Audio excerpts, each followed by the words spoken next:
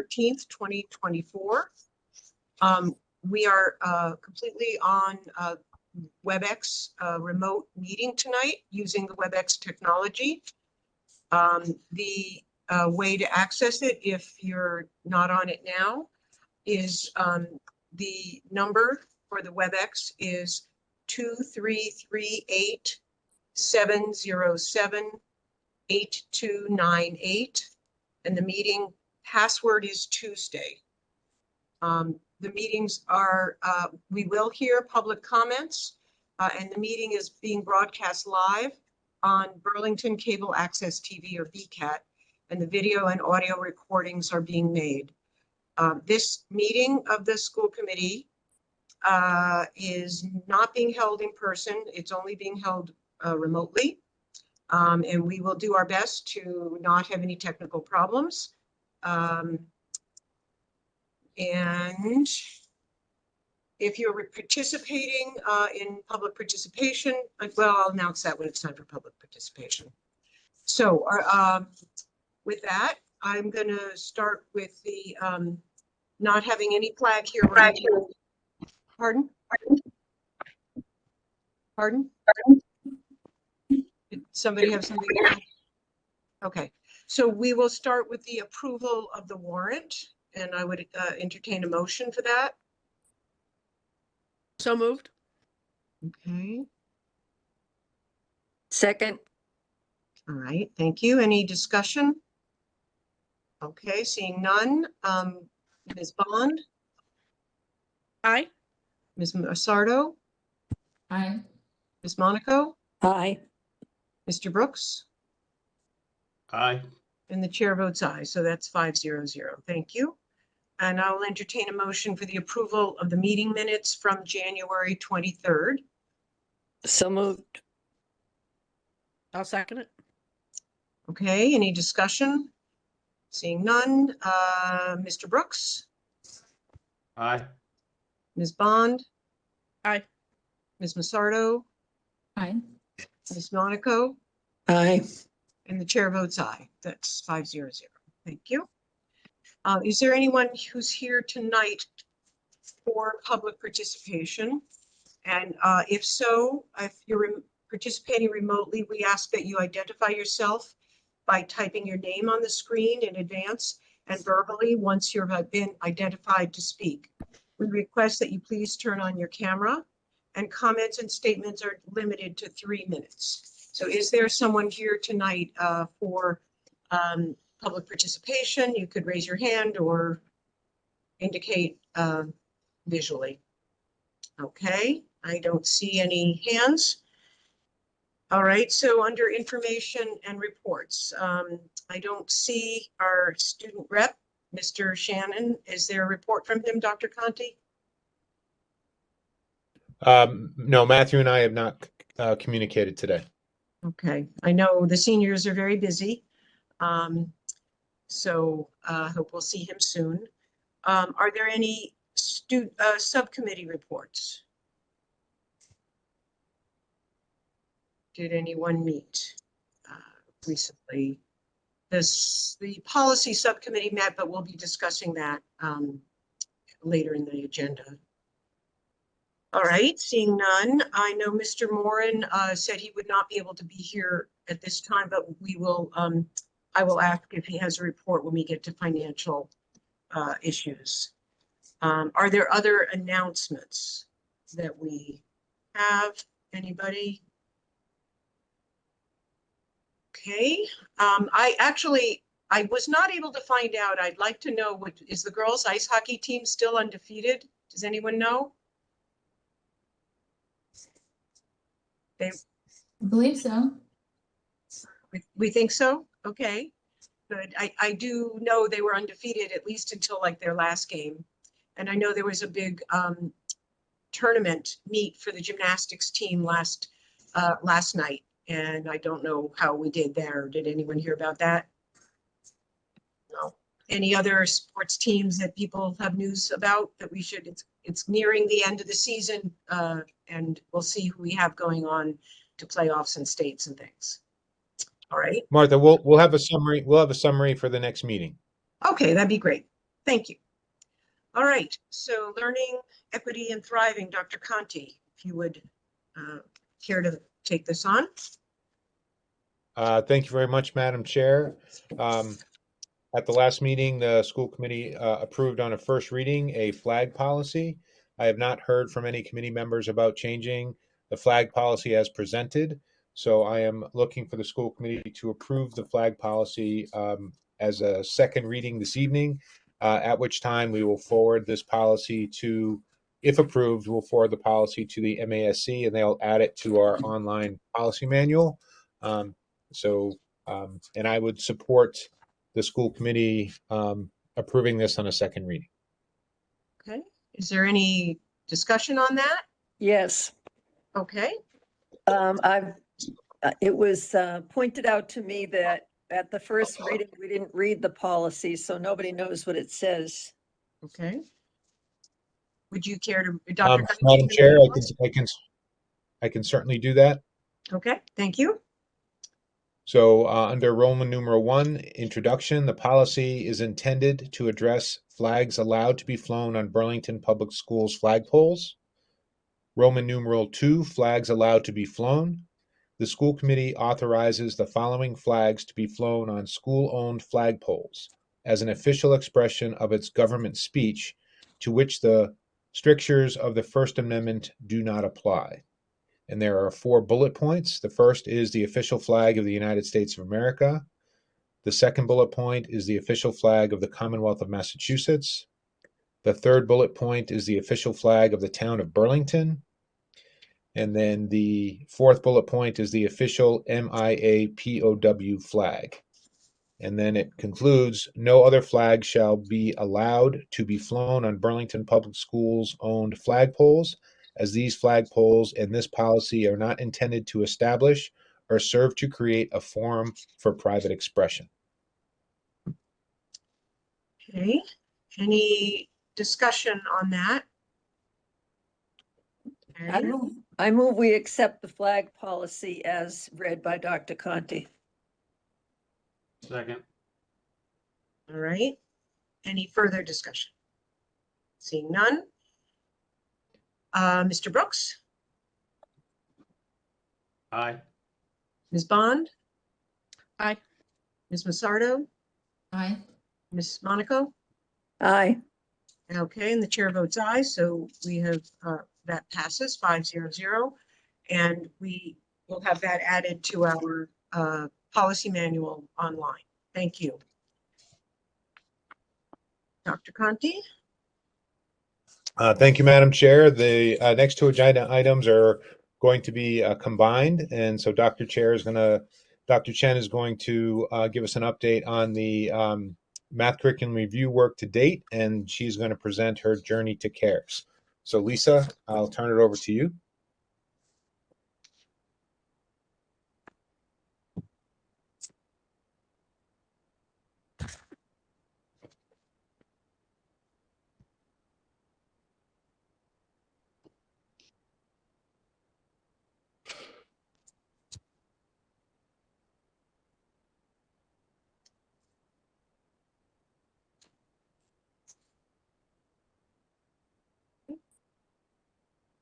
When you're ready, Dr. Chen, you can unmute yourself.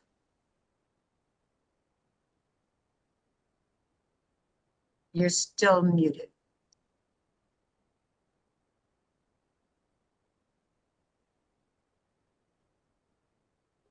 All right, Dr. thank Chen. you very much. Thank There you you very go. much. If we could please go to the beginning, please. Thank you very much. As you can see, there's a lot of things, click, that have been occurring. And we're going to go over this. Click. Next slide, please. Next slide, please.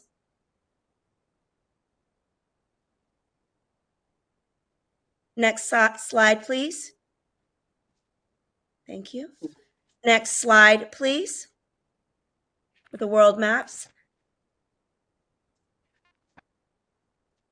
These are great photos. I wish I Thank could you. see them more And believe it or not, the owl was very calm I did not know how that was pulled off, but I think Wendy's done a great job of making sure that the owl is calm, especially during that when people were at the Civic Center. Anyhow, just wanted to highlight certain things that we finalized a proposal for Couric with the Director of Child Care Services and Director of English Learner Education. We're hoping to be able to see whether or not we can use that facility as an extension of the ESOL adult education, and also to see if possibly Couric could partner with us for the an expansion after school daycare program. So we're hoping that that's going to go through. We worked with the middle school and high school administrators and the math department chairs and elementary math coach to streamline the process for Algebra 1 honors, and geometry for upcoming grade 9 students. Wanted to take the time to thank all those that have been involved and the 2 principals as well too, because there will be another data point for folks wanting to go into Algebra 1 and Algebra 1 honors, and then another data point for geometry.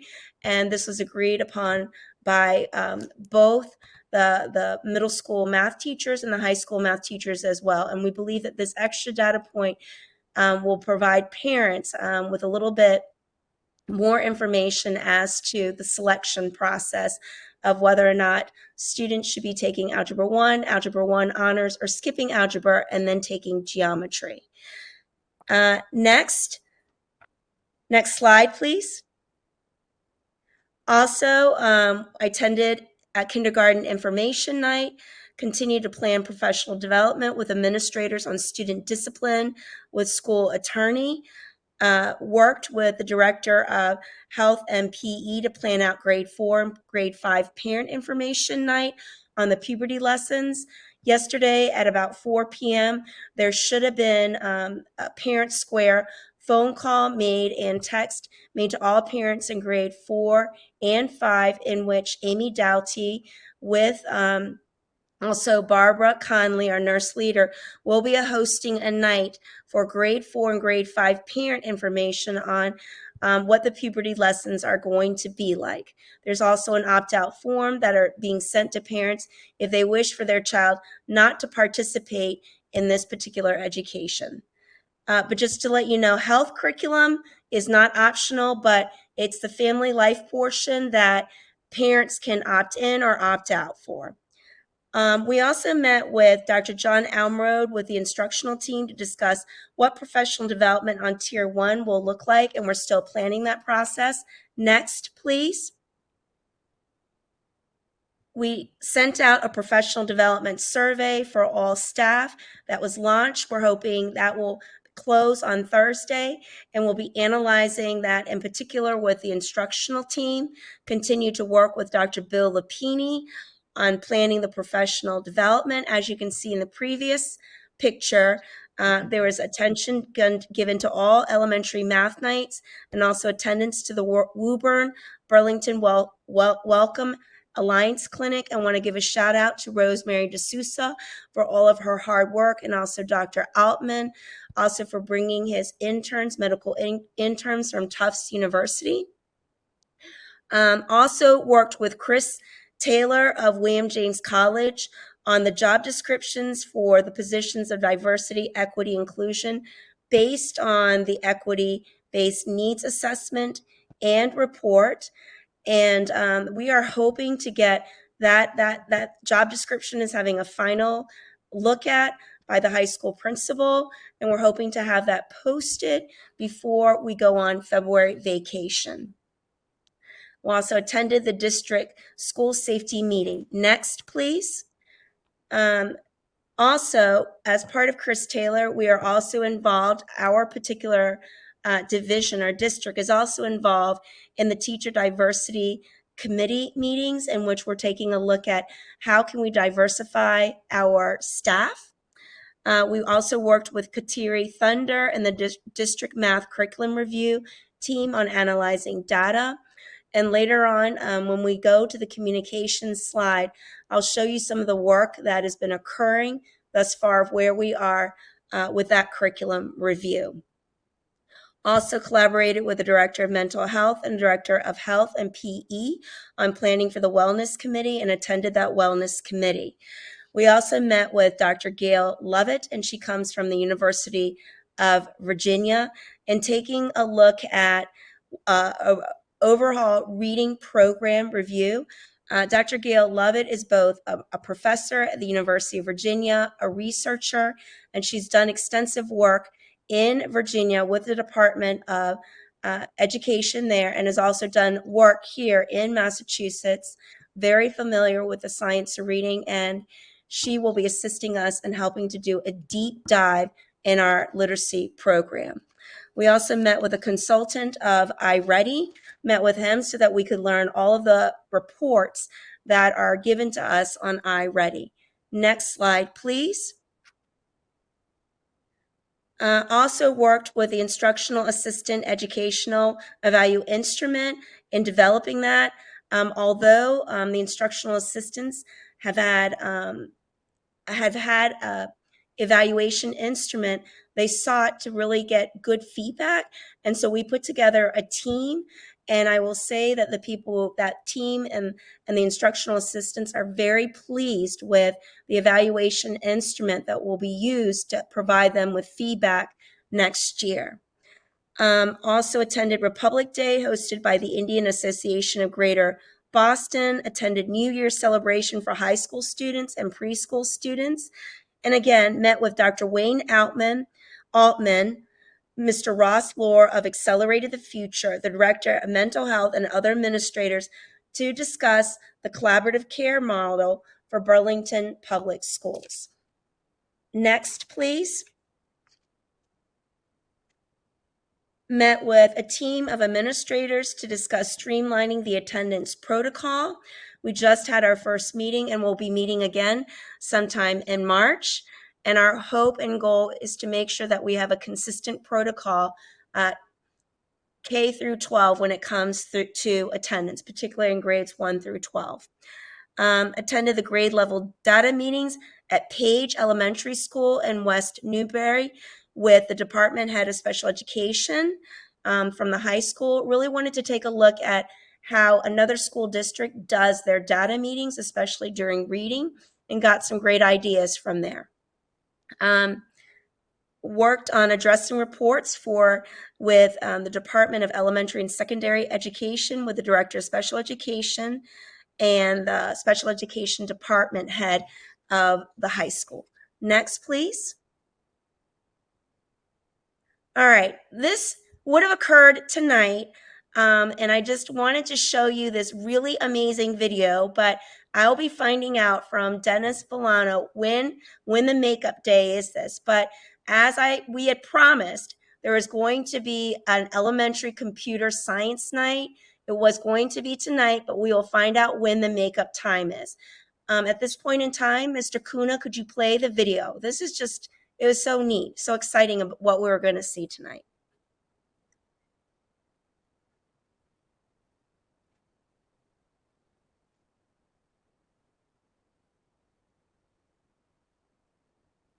Oh, does it have sound, Bob?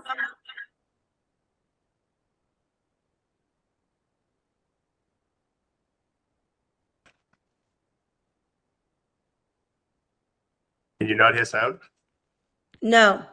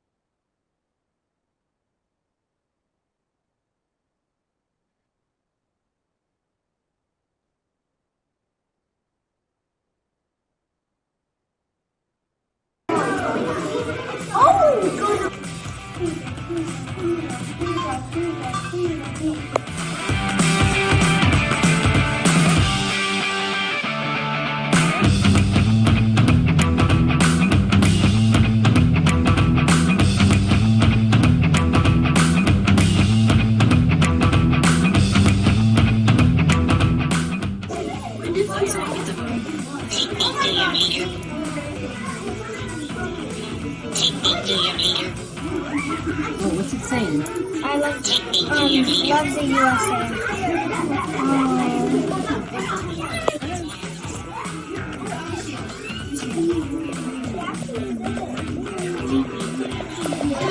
Oh, I love it. Nice job. You want a preview of what it's going to look like? That's a perfect circle. Good job. How did you do that?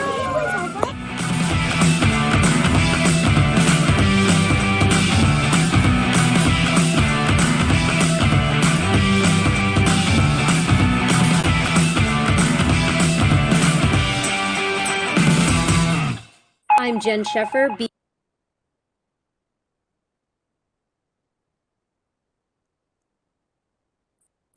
Thank you. And so we'll find out again when they'll be hosting that particular night. But it was going to be very hands-on. If you could go back, thank you. At this point in time, also, the digital learning coaches and Dennis Villano, they're going to be piloting Magic School AI, and they're going to be taking a look at it. And right now we're piloting it, and we're going to be sharing it with the high school teachers just to see how it particularly helps them with their curriculum and instruction. We also participated in the Apple Education Distinguished School event and worked with the digital literacy and computer science teachers from pre-K through 12 to continue to develop the BPS pre-K through 12 DLCS curriculum guide. And there were a lot of computer science lessons that we're aligning. And Ms. Arzoni has continued to teach lessons at Memorial Fox Hill Francis Wyman to students in grades K, 2, and 4. Next slide, please. Also coordinated the English data sheets for elementary schools for the February data meeting, created a new monthly Science of Reading information email for elementary staff. There's been a lot of KLT training for several departments in the middle school, reading, computer science, the ELL, and music. Next, please. This will also be occurring also in the 7th and 8th grade as well, too, and also, again, in various departments. And also, just to let you know, there's going to be a math tournament. This is the math tournament that we had talked about, that when we had the Math Olympiad. It's going to be on May 11th at Memorial School.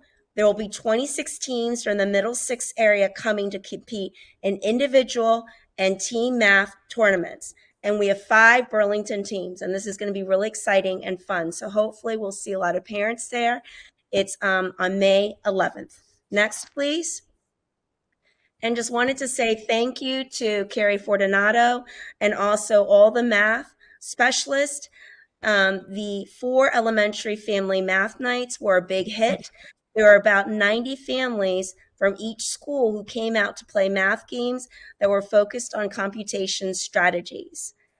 And also the Science Center attended the first ever Burlington Civic Expo, and it was really great, and still very amazed about how windy and that owl was completely calm. Next, please. And in one of the pictures, you'll actually see a senior named Henry Boulanger who finished his Eagle Scout project. I'm sorry, he's not a senior, but a Burlington student and Eagle Scout, Henry Boulanger, who finished his Eagle Scout project in collaboration with the Science Center. And also, BHS seniors presented their end of semester projects for the Science Center's Animal Care Management class, and that is a 3-credit elective. Next, please. There has been, in all the elementary schools, want to thank Sean Musselman and his work in this, a giant map of Africa experience has been passing through all 4 elementary schools between now and the end of March. And when it comes to our student informations, with our students' informations folks, they've been working with kindergarten registration, and they have been working on the reports for DESE, and they also have trained the BHS staff. and the middle school ILT staff on open architects. So really want to thank Robin Milano and her work in doing this. She's met with all principals, and so all of our staff have, in one way or another, received more information about the power of what Open Architect can do. So I want to thank her for doing that. Also, with our English Learner Education Department, the adult ESL classes have begun. We have student family members and members of the community representing Vietnam, China, India, Korea, Guatemala, Japan, Brazil, and Ukraine taking classes at the beginner, intermediate, and advanced levels. And want to thank Carrie Lamprey for being such an amazing teacher. Next, please. Attended the LPAC meeting. Martha, I also saw you there as well, too. We had more than 50 members of our Burlington English learner and former English learners and adult ESL community attend. Childcare, dinner, interpretation, transportation were all available to families. I want to give a big shout out to Shannon Janovitz, who presented the portrait of a graduate, Gloria Wojtowski, who shared her new role and some resources for our family, and Krista Shalkowski, who shared registration information for the BHS Pre-K program. And also all English learner students will be completing their state-mandated access test for this month. Next, please. Also, with regard to mental health, our Director of Mental Health hosted the second Educator Social Emotional Learning, Reflection, and Training course. Approximately 25 BPS educators across all grade levels were involved in that. As the Youth Risk Behavior Survey Committee was formed to review the 2023 results. Ms. Chrissy Concession is continuing to work with the Assistant Superintendent of Learning in refining the District 504 policies and protocols. And the Special Olympics date is on May 10th, and the Lab Special Olympics date is on April 26th. Next slide, please. And business and finance, they have been very, very busy as this fiscal year is the beginning of our operating budget process. This team has begun to work on the data analysis and projections. This team has also attended union negotiations for teachers and instructional assistants and conducted a time on learning study, and also attended a DESE webinar of different financial matters, such as the Special Education Extraordinary Relief and Reserve Relief Fund. Next, please. This particular department has also submitted all the requests for the Fox Hill School Project, attended building committee meetings for elementary and high school, and also worked with the town to determine a date for a munis upgrade that's necessary in order for us to implement a new substitute and attendance module that the district will be actively working on to roll over. And also this particular group also submitted application for a teacher diversification pilot program targeted state grant. I want to thank Nicole and her team for all of her hard work. Next, please. The communications team has updated the food service page, worked with the Students Information Office, Robin Milano, and also the BECC Director, Deborah Clark, to update all preschool and kindergarten registration information. Reorganize site map titles and categories for easier navigation through the website. Also met with the Director of High School Counseling to discuss changes in organization of the BHS counseling information, and also has added, and it's beautiful, you haven't had a chance to take a look at it, it's laid out very clearly for all parents and students to see, is the now BHS program of studies on the website. It's beautifully done. So really want to thank Lauren for her hard work on that. Next, please. Worked with Lauren Angelo to make sure that there's been updates put on the website. So if you take a look at this, Bob, if you don't mind clicking on the math curriculum, this will give you an update of where we are. Please. Thank you, sir. All right, as you can see, if you were to scroll on down a little bit, if you don't mind, we're at the process of the curriculum review and data analysis. And at this point in time, we've taken a look through this committee at the MCAS data. We're also taking a look at our iReady data, and which is at the elementary school and middle school. And we're also taking a look at who are the students who are gaining the access to our AP classes at the same time to our high accelerated classes. And we're in the process of, after having analyzed this data, to start taking a look at the various pathways and how do all these pathways go from K through 12. So that is really the first year, is a huge curriculum review and data analysis. Next, please, if you could hit that other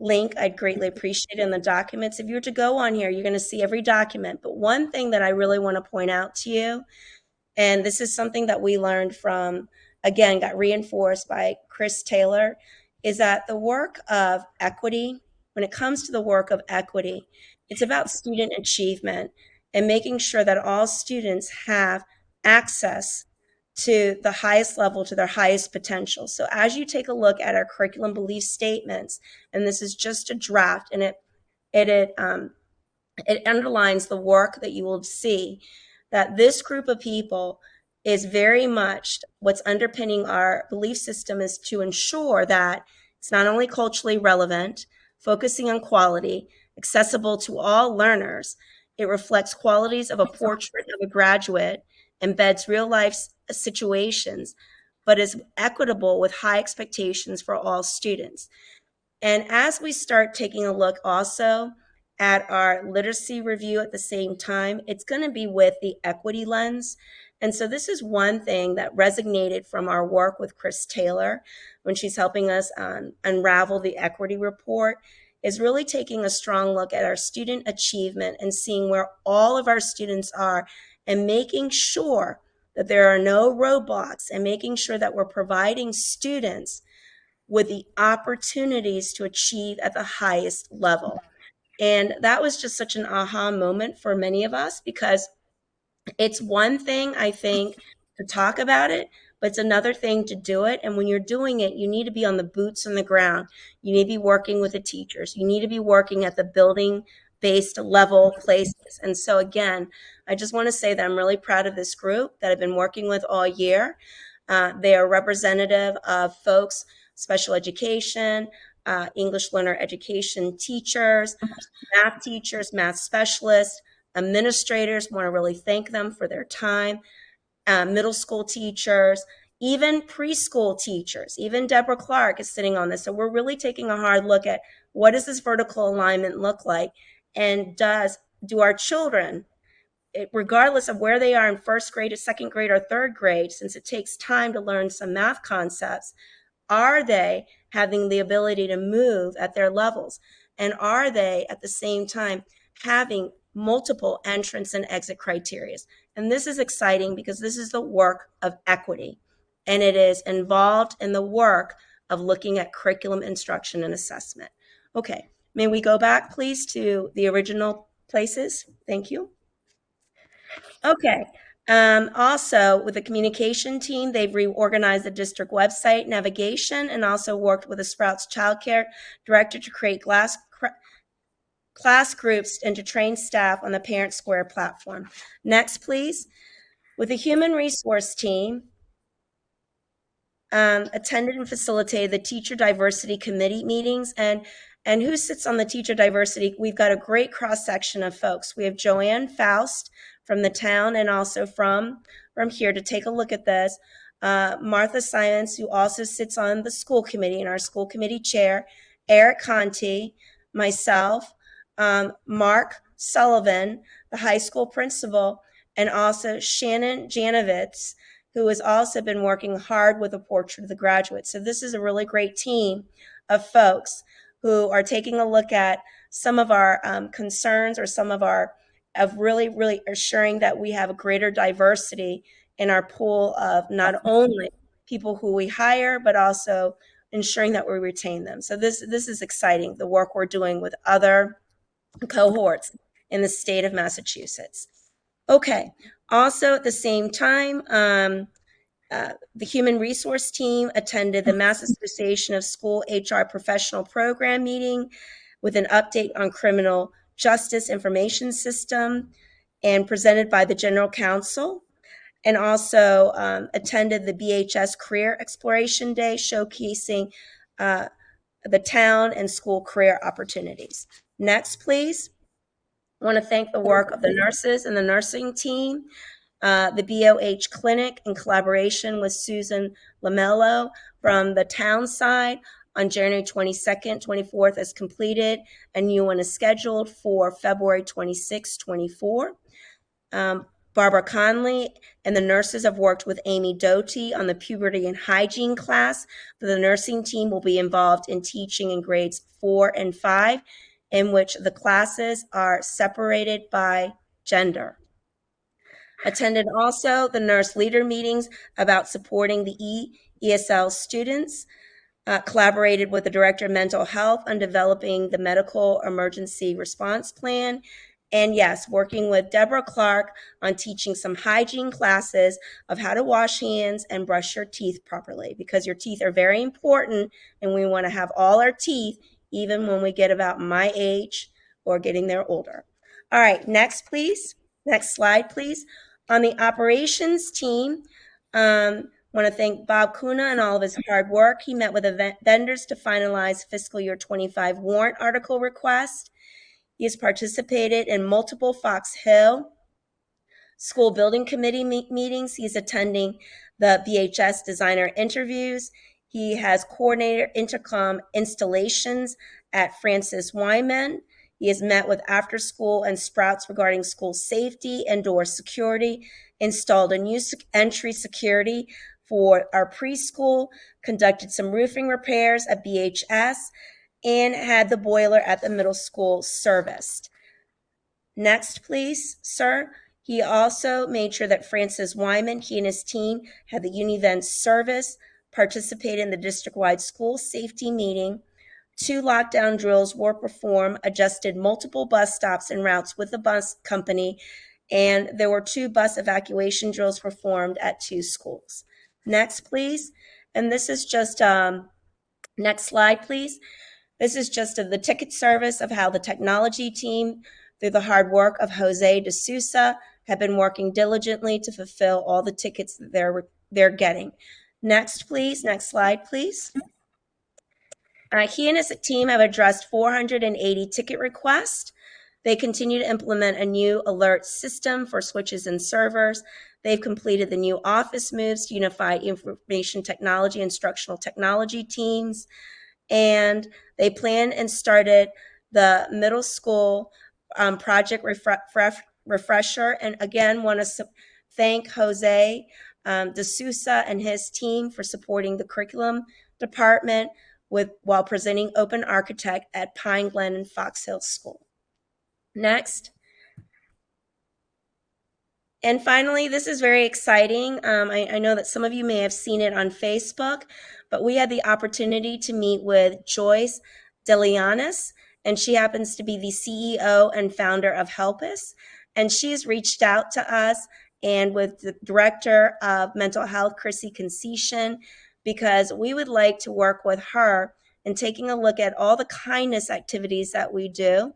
She's very interested in learning what we do and to be using this to present as even like a state curriculum so that folks can learn of the SEL curriculum that we do, the social emotional learning that occurs, and how we embed kindness in the work that we do. So this is very exciting. It's something coming in the future, but it's always great when you can partner with community members to help spread the word of kindness and care. Thank you very much.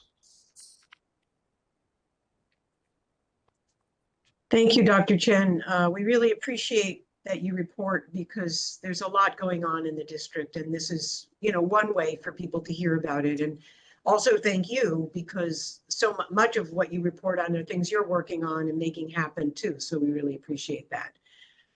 Do any other of the committee members have any comments or questions about the report? I don't see any hands. Oh, yes, Mr. Brooks. Just with the health and family curriculum for the information night, had some parents asking if the information covered is going to be about the family health curriculum, what's been adopted out of the non-mandated state curriculum, and then how our parents going to see what part of that curriculum has been adopted to understand their opt-out of it, what they want to opt out of and what they don't want to opt out of.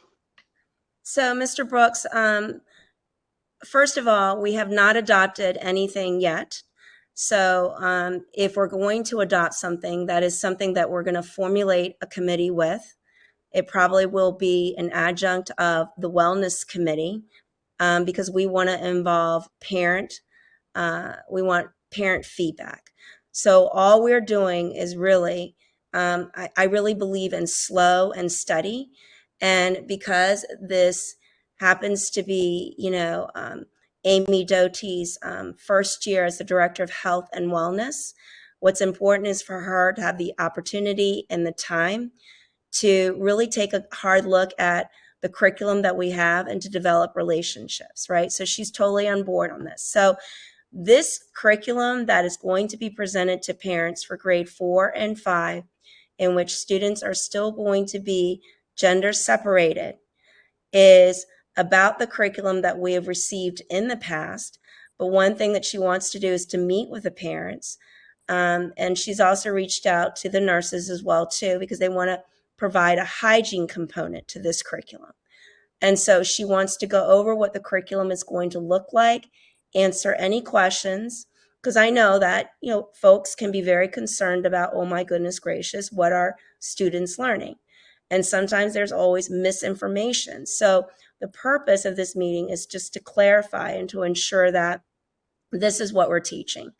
And also what should have gone out on Parent Square is also the PowerPoint slides. So these are the PowerPoint slides that are going to be used to teach our students in grades 4 and 5. And again, I want to be very clear about this.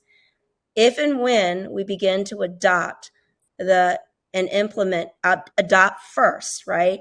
And then later implement, it's going to be with a group of people. More than likely, it's going to be members on the wellness committee, because we are, the way the state goes is that part of the curriculum, the health curriculum, you cannot say, I don't want to be a part of, or the PE, but that part of the curriculum, parents can decide if they want to, they can opt out. That's the parent's decision. But what I want to say is that it is the school committee. Once we put that together, we're going to share with you, right, what it is that we, from this committee, the work, and then that's going to be presented to school committee. And then school committee is going to have the authority to adopt that curriculum. And once it's been adopted, only then will it be implemented. So this is a process. So I don't want any parents to worry or anything like this.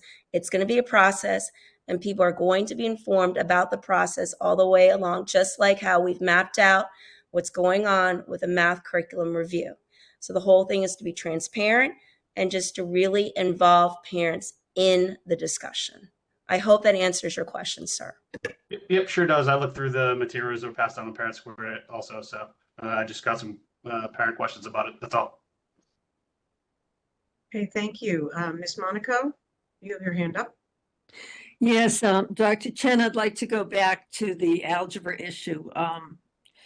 Some of the feedback I've gotten is that parents want their children to have the opportunity to learn algebra before they get to the high school, something we've already talked about, and I know it's in the long-term forecast, but I wanted to make the point that all of, the efforts around what we're doing currently, the piece that's still missing is the kids being able to learn it before they get to high school.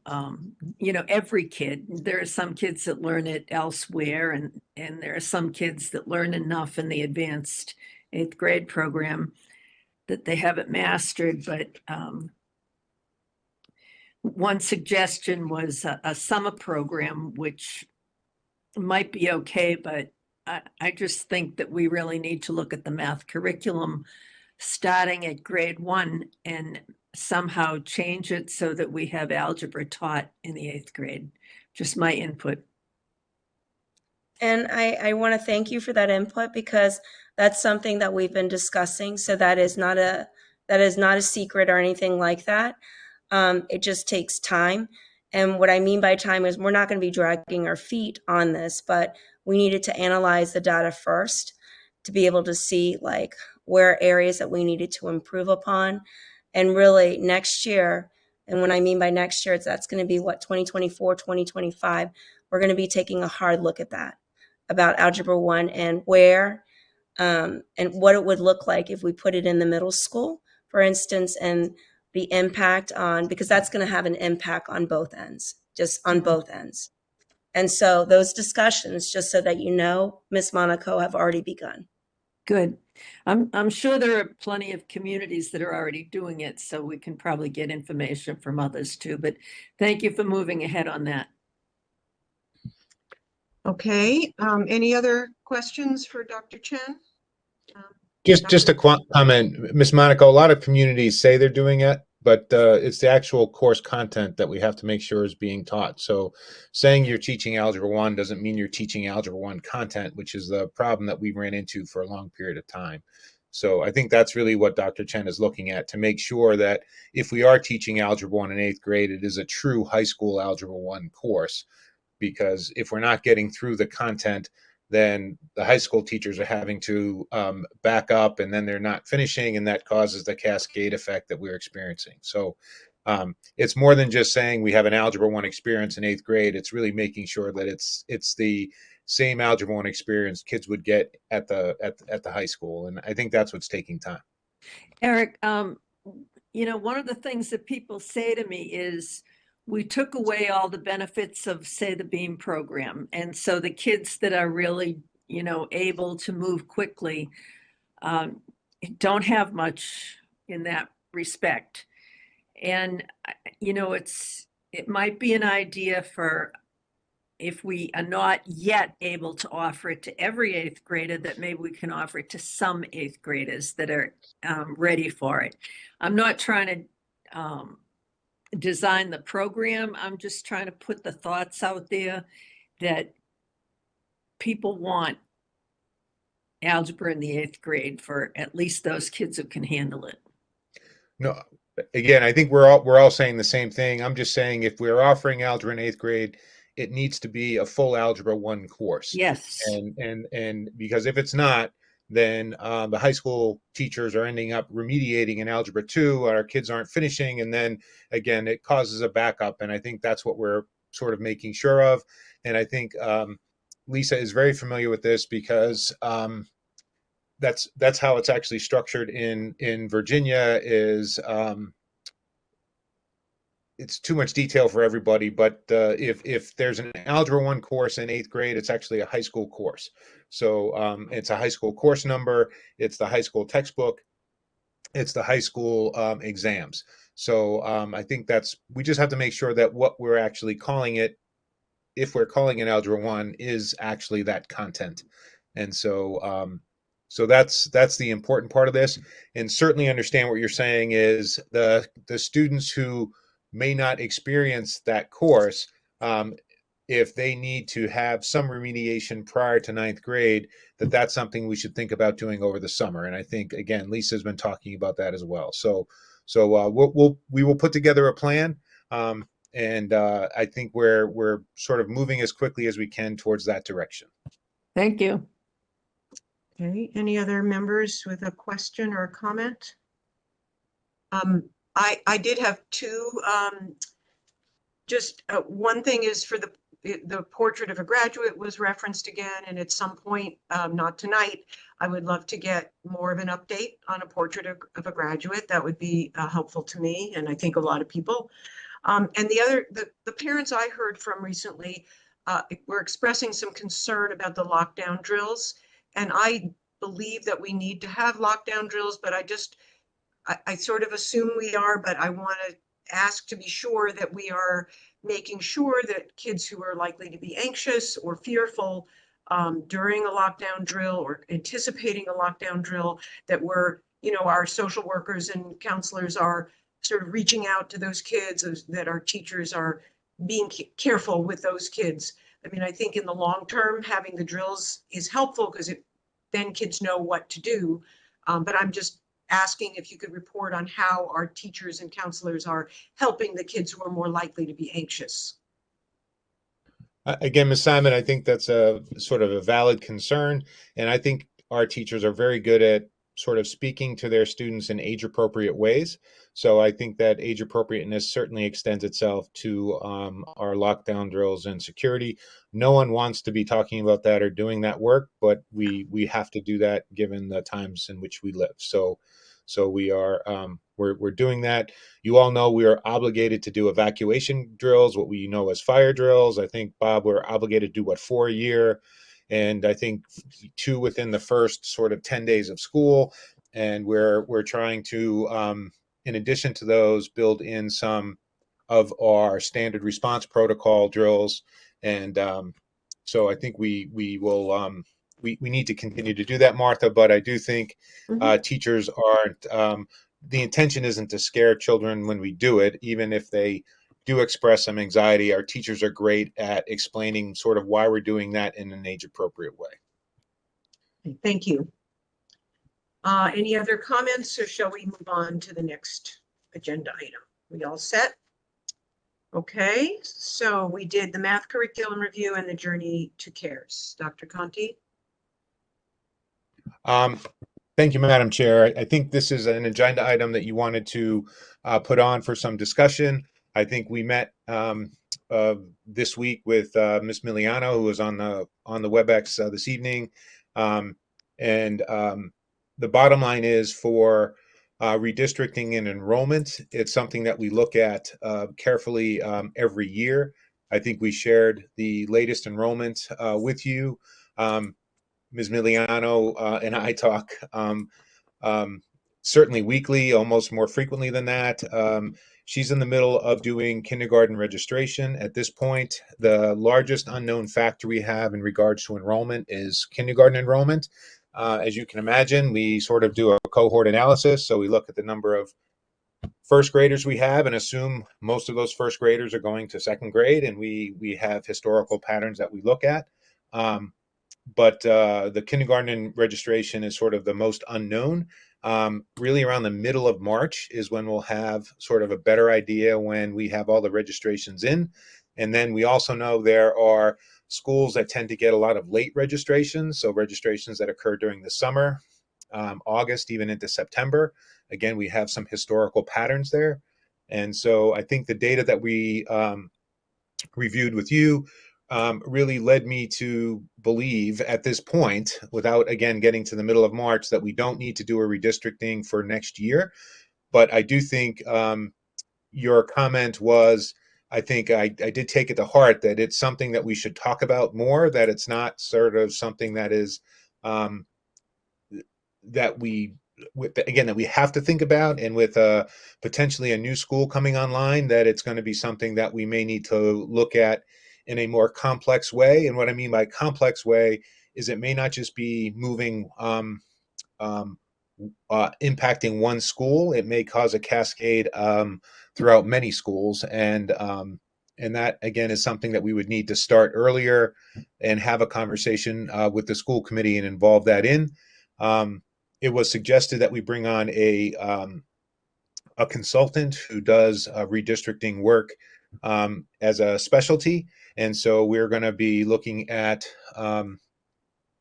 some vendors who do that work and asking them about getting to know us well ahead of the again, the potential of building again a new elementary school, which would be, from my perspective, a major trigger in looking at a redistricting across the community. So I think that was the summary of what we had discussed, and I want to make sure that I recall that accurately, Ms. Simon. I would perhaps just add that we talked about, if possible, also integrating some of the questions we have about bus transportation and bus routes also in that kind of a discussion. So again, it's in the future, but we're trying to think ahead. And as you all know, Bob, I'm not sure it's quite on the agenda, but the transportation contract is out for bid, and we're going to be receiving bids, I think, relatively soon, within the week. And then we can certainly look at those and talk about routing and other things with the vendors that apply for work in our town. Is that the timing of that, Bob? Is about right? Next week, not this week, Next is week. when bids are Next due week. back. Okay. And I saw Ms. Massardo and Ms. Bond had their hands up. Ms. Massardo? Thanks, Martha. Yeah, I think Dr. Conti, you accurately kind of recapped what we talked about. I think one thing I really would like us to keep in mind is that we need to move, if all the forecasts are accurate, as we look at the new Fox Hill, we need to move over 150 students. And I know that is at the top of mind for a lot of folks. So I think we need to do that responsibly and transparently. And I definitely would like a consultant to come in and do it so that it can be a really public, transparent process. I think I asked Bob to kind of, Bob shared the district map. I think getting that up on the website would be really helpful. The residence guide one is kind of fuzzy. So I think there's going to be some decisions that obviously have to be made. I would love us to really see if we could be proactive about it and slowly move the districts over the next few years versus kind of a big bang approach. Again, I'm happy to wait until we see some of the kindergarten data, but the district is a little bit lopsided now, nothing outrageous, but there's definitely wiggle room at some schools and lack of wiggle room at other schools. And so kindergarten may or may not impact that. So I echo the sentiment of just kind of keeping this on our radar in terms of where we go forward. Okay, thank you. Ms. Bond? Yeah, does anyone have the average cost for this consultant or vendor? Do you know what it's going to cost us to bring somebody in? Ms. Bond, we haven't gone out yet to look for that. I just have some calls into my colleagues who have used folks who have done this work.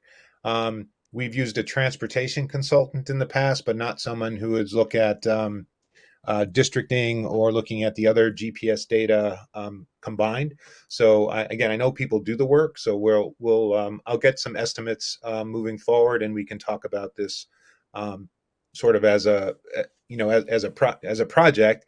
And then when we've done this before, the school committee is obviously very intimately involved. You guys would talk about what I would say guiding principles, and then we would make sure that however we redistricted over time would try to uphold those guiding principles. So and so that's how we would move forward. I'm just not seeing an immediate need, but I am agreeing there's a need for us to prepare for the opening of a new elementary school. I'm hoping, right, in the relatively near future. Thank you. Okay, Mr. Brooks? Yeah, excuse me, along with the looking at the student impacts, I think we also need to keep a close eye on how this is going to impact our staff as well. So as we cross level the students, especially like students with IEPs and stuff like that, we're gonna have to look at the ratios, and then some schools will gain some more, generating need for staff and assistants in the classroom, and getting ahead of that and projecting that to understand the budget impacts would be helpful for us to start doing that work now or sooner. So, as that kindergarten data comes out, I think we should start looking at that. And again, through the chair, we've done this. We've actually done it a major redistricting before when we brought Memorial online. That was a very public conversation. And again, we can again, we'll look at those things and make sure that we're sharing the data as transparently as as we can. Just like snow day calls, which again I apologize for.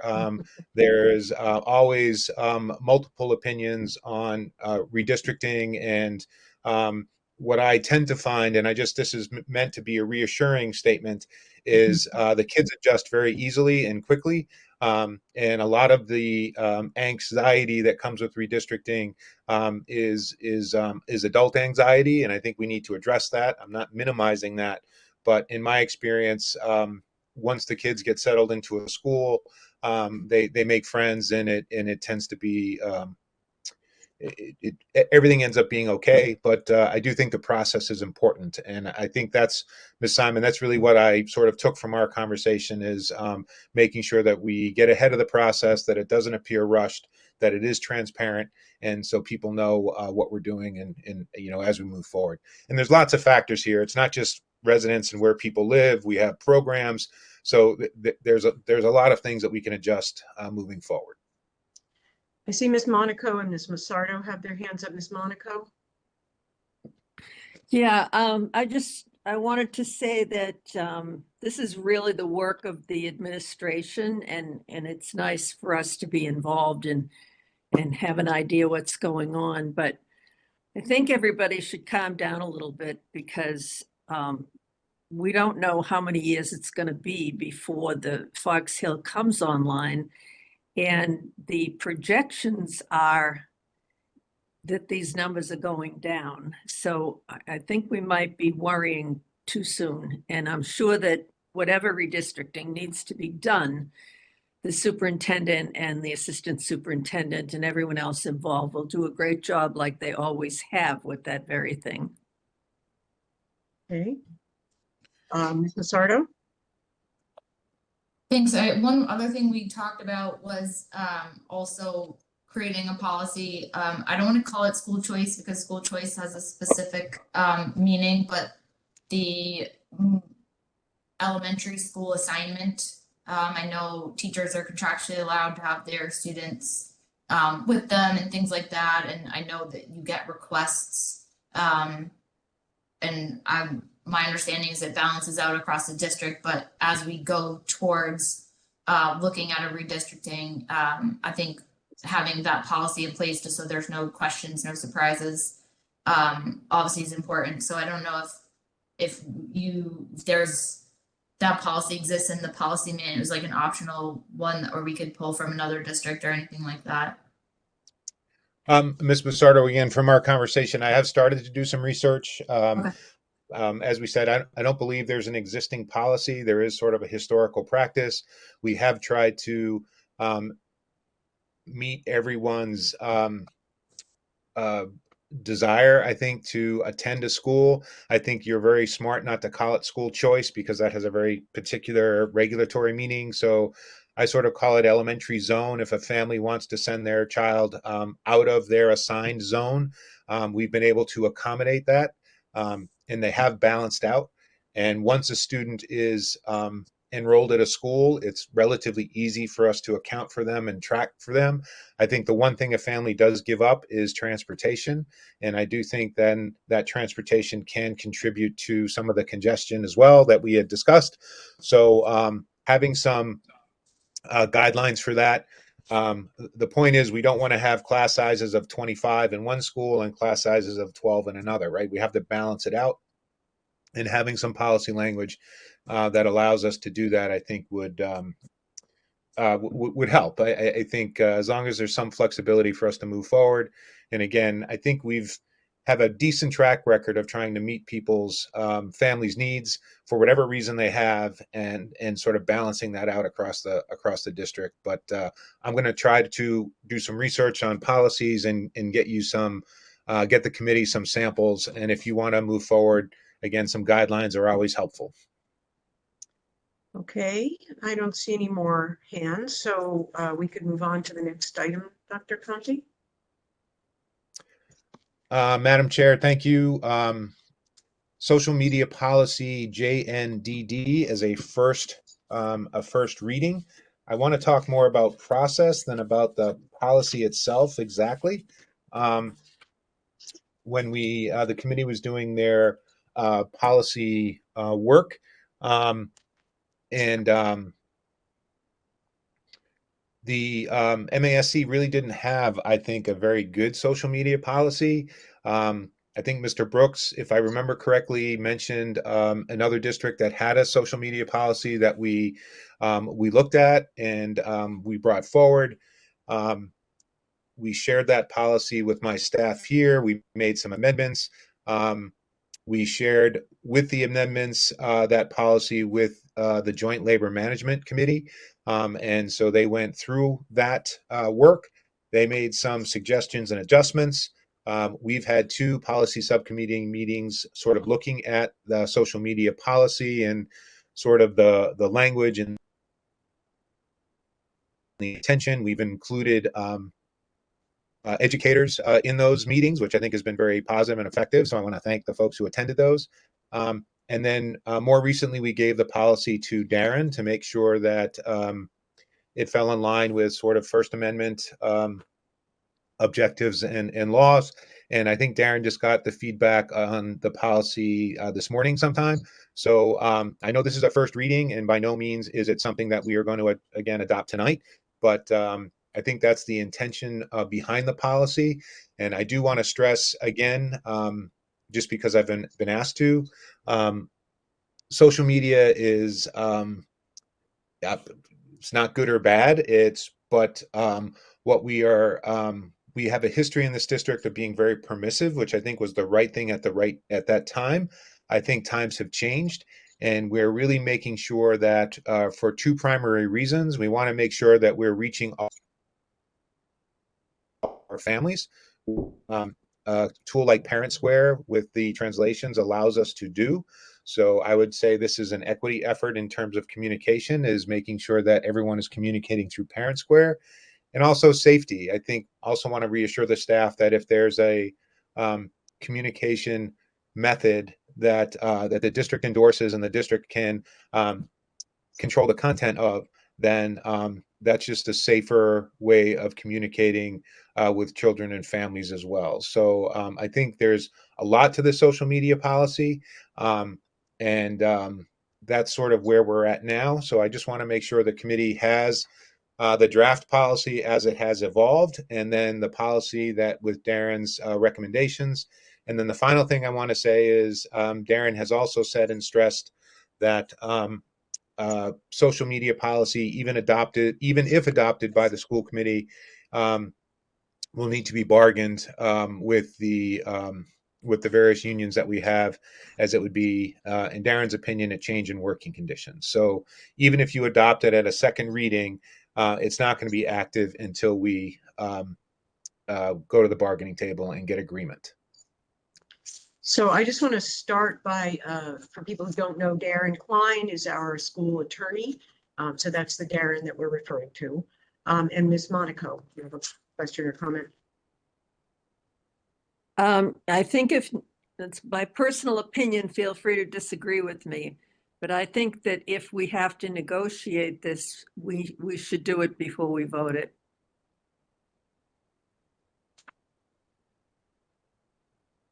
Well, we can certainly talk about that. What I was going to suggest is our policy subcommittee's been meeting, and we have this update from our legal counsel, Darren Klein, that I had a chance to look briefly at it, and I did have some questions, and I was going to suggest that we try to meet before the next school committee meeting, and we could discuss at that time if we recommend that we wait to vote on it, or if we vote on it, because we can always vote on it again. So I would like to suggest that we continue that conversation in the subcommittee, if everyone is comfortable with that. Can I continue? Yep. Eric, we've done a lot of work on this policy, and it's, I think, a very good, strong message and policy that we should implement. But I think that if we put it in place and it has no teeth because we haven't done what we need to do with negotiating, I think it'll be meaningless. And so can you negotiate it with the management, your team there, whatever you call it? Joint management, joint Yeah, labor. that. Joint labor management, yeah, I think we can. I think the sort of my reasoning for involving them early is if the objective here is to reach all families and for protection, I'm hoping that, if as the employees have been involved from the very beginning, that this is something that they'll accept as being a sort of a positive change. Um, uh, But because is that the vehicle for negotiating it, or is there some other way that you have to negotiate it? Well, again, I think I'd ultimately have to negotiate it with the union leadership, and either we do it at main table, which we are right now, or we do it as a side letter um, after that. But I think it would be either way would be fine. I'm hoping, again, by creation of this policy, that the negotiating won't be. Again, they'll feel a part of it, and again, I think they'll try to. I think there's a lot of teachers who I speak with who are looking for some sort of protection as well. And I think if there's a policy, I think that would be helpful to them in terms of establishing some guardrails. And even when we were talking about the protection of student information and who owns that information, we've spent a lot of time talking about the applications that we use in terms of being only applications that agree not to share student information. So we've had a lot of these conversations. I think by and large, the teachers are very supportive of it. And I just think we need to, I just wanted to be clear that even if you adopt this, we still have to bargain it, is sort of what I wanted to say. Mrs. Monaco, in terms of the order, do we bargain it first and then have you approve? You all would need to think about it. I think we're going to have to talk about language anyway. So I wanted to get that process started. And so I think All a right, well, first reading, I think a first reading either way is not going to, I think it's just going to continue to move the process forward. All right, I'm just afraid that if we put it in place and it has no teeth, and then we don't get it bargained, that we've wasted all our time. I want it to go into effect and be real and have teeth. And so whatever the correct process is for that, let's do it, and let's do it quickly. Thank you. Ms. Massardo? Can you give me the high level, like why it's considered a change in working conditions? The highest level is that Darren told me in his opinion it did, and he's our labor attorney. So I think I think in the many districts that in which he practices, this would be considered a change in working conditions because we are restricting some communication, I guess, methodology. But that was Darren's opinion. I could certainly revisit that with him. But I also think the union's position is that this is something that falls under 150E, which is the bargaining regulation, and that would be considered a change in working conditions. So I think Ms. Monaco brought up a good point, but I'm also wondering if we might want to sort of get a sense of the committee. So we could go bargain with the union and then the committee doesn't approve it. So I think there's some back and forth with that we might maybe next time we could look at it and say, yes, we're in favor of this, and then not necessarily vote it as a policy. So I still think I would like to try to set up a policy subcommittee meeting between now and the next school committee meeting. And then we can either bring it for a support or for, if necessary, a vote, but it doesn't sound like that's the way we're going to want to vote right away. But I think that it would be helpful. And then it would give us a chance to look over what Mr. Klein has added. So I do think that's an important issue and that we should address it. So offline, we can try to set up another meeting. Ms. Monaco, something else you want to say? Yeah, I don't think Darren added anything. I think we've seen the document. You and I are very familiar with it. And I think we just need to follow the process, which is we have to do two things. We have to approve it and we have to have it approved by the BEA and whatever other unions, but not necessarily in that order of us and then them. It could be them and then us. And I don't know, but I don't think Darren did anything to it. I'm not sure what we're meeting for. Okay, and I'll let Dr. Conti answer, but I actually, when I looked at the document, it didn't appear to have any changes, but I was reminded that if you download it and then you look at it, there were red line changes. So there were actually a couple of paragraphs that were changed. So I do think it's worth us looking at it again. And if for all the committee members who received the social media policy as our policy subcommittee had finalized it, you received that in your packet. And we also received the comments from Attorney Klein. And if people could be sure that they downloaded so they can see the red line changes that he made. And it wasn't enough time, I don't think, for any of us to look it over. So if everyone could look it over and look at those changes, and that's why I'm suggesting that we discuss it in the subcommittee. And if anyone, of course, has any suggestions before our next school committee meeting, we can do that. And we can, it doesn't sound like it makes sense for us to vote it in as a policy, but let's see what people's comments are after they have a chance to see what the attorney's red line comments are, and then we can move forward from there. Dr. Conti, I know you wanted to say something. Go ahead. Yeah, thank you, Mrs. Simon. And we've talked about this for so many hours, so I understand what Mrs. Monaco was saying in regards to teeth, but I want to make sure I clarify. I think Mrs. Monaco is wanting a policy that is useful, is sort of the way that we had talked about it.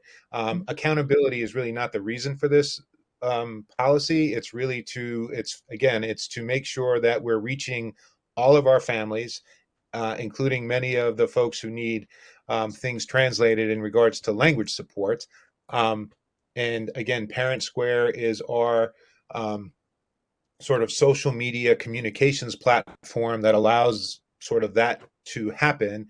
And also for Parent Square doesn't share student information, and we have control of the information. So again, I would just say the majority of teachers that I speak with are looking for clarity. I think that this policy is providing clarity, and it's really not meant to be a gotcha. It's really meant to be sort of a roadmap for how most effectively to communicate in today's world with our very diverse families, and in a way that is safe for both the students and the educator. So I think that's sort of the intention, and we're really not doing this for just to do it. And I think, Mrs. Monaco, that's really what you were meaning, is you want this to be a sort of a real policy that has a real impact on how we communicate. So I'd like to suggest that we can have a policy subcommittee meeting and figure it out. This is a first reading. We can put it on as a second reading for the next agenda. And if we choose not to vote on it, then we can choose not to vote on it. Did you want to add something else, Ms. Monaco? Yeah, I sure, we can have a policy subcommittee meeting. That's fine. But I wanted to comment on what Eric said. I think that this policy does a lot. It protects our staff members and it protects our students.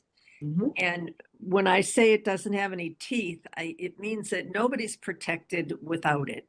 So I'm anxious to get it done. Definitely. Okay.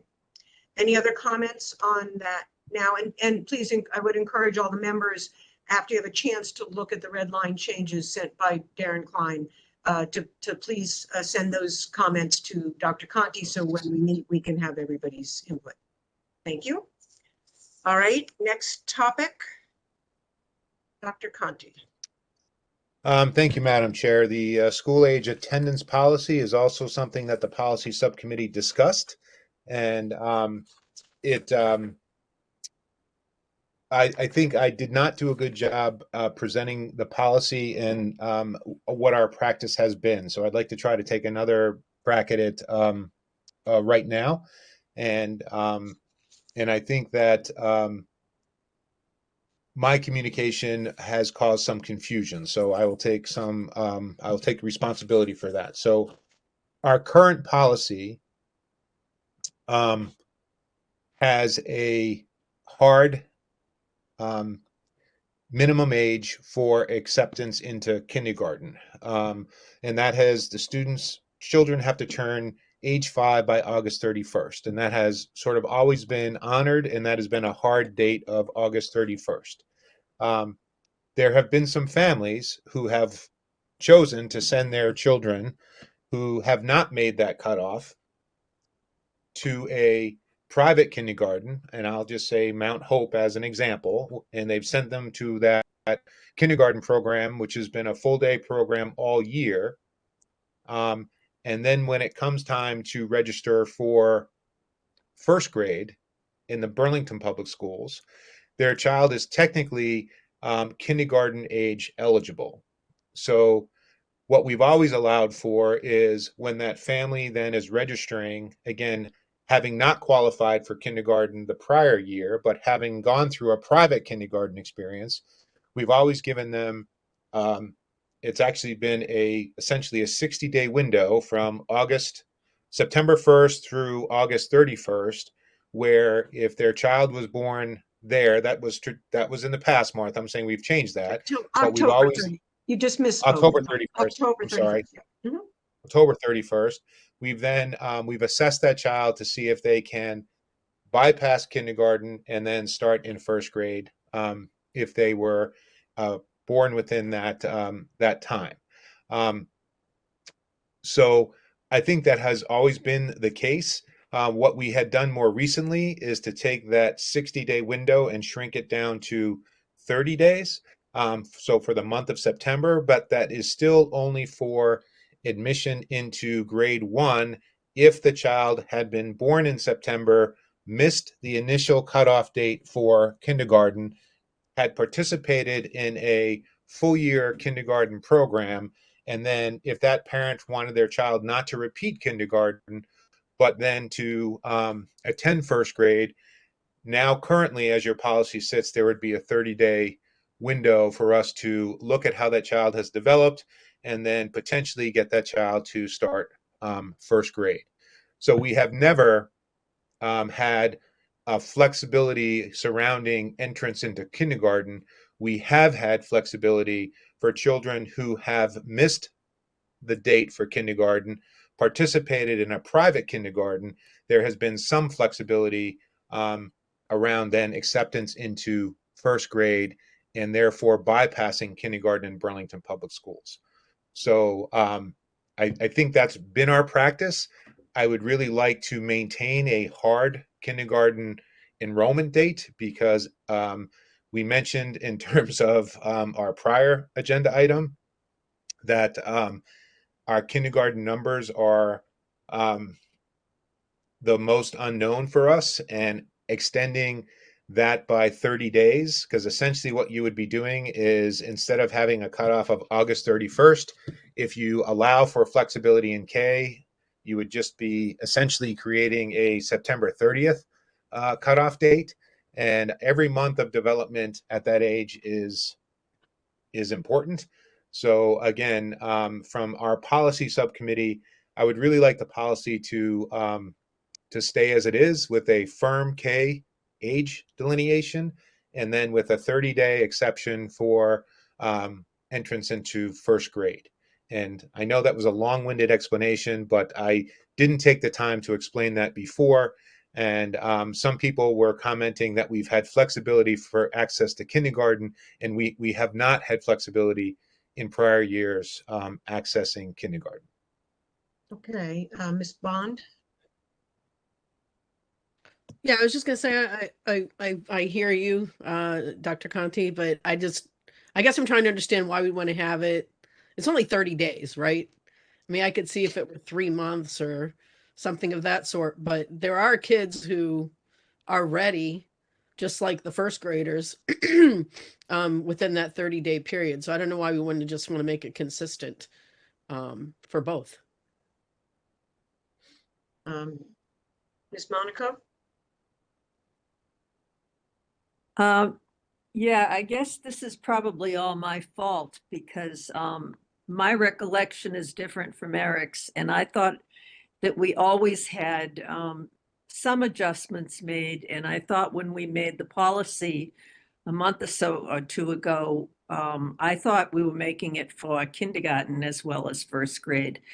And when I pulled out the paperwork, it says in the old policies that we were working on, it says all kindergarten exemption requests must be made in writing to the superintendent's office by June 1 prior to the child beginning the new school year. And then under entrance age in our old policy, it said children who will be 5 years of age prior to September 1st of the school year during which they wish to enroll will be eligible to enter kindergarten for that year. The admission of children whose birthdays fall after September 1 will be solely at the school's discretion. So that more or less supported what I thought. And when I realized that we were only doing it for first grade and not for kindergarten, I wanted to bring it back up because I too think it should be consistent in both kindergarten and first grade. If we're going to take a kid in first grade, why wouldn't we take them in kindergarten? Why force them to go to a private school? That's just my feeling. Dr. Conti, did you want to comment or?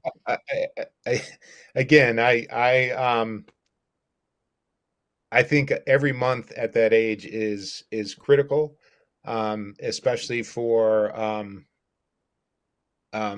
young boys, and I don't mean that in any sort of pejorative way. I didn't mature until 50, and some may even question that, so I get it.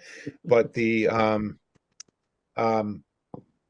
I think we just need a hard date, and the exemption from K was really the exemption to have to repeat kindergarten in Burlington. So I think the policy is written and could be clarified, and I think that is causing some confusion. But I do think we have to pick a hard date for K, just so that people can plan and can know. Again, kindergarten is not required in the state of Massachusetts, but I do think we need to have a hard date. I think if you have a flexible time, parents can delay when their child attends kindergarten anyway. Like I said, it's not required. But if I don't think it makes sense to have a 30-day sort of flexible window. You might as well, again, just move the hard date to the end of September if you're going to allow that. But I think at some point there needs to be a hard date.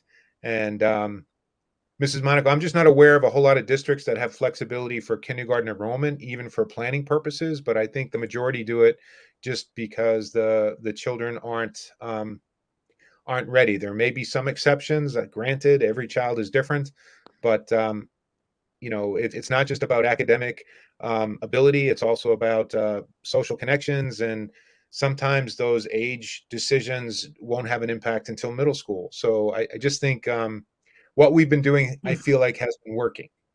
Eric, I thought. Hold on. Somebody else had their hand up.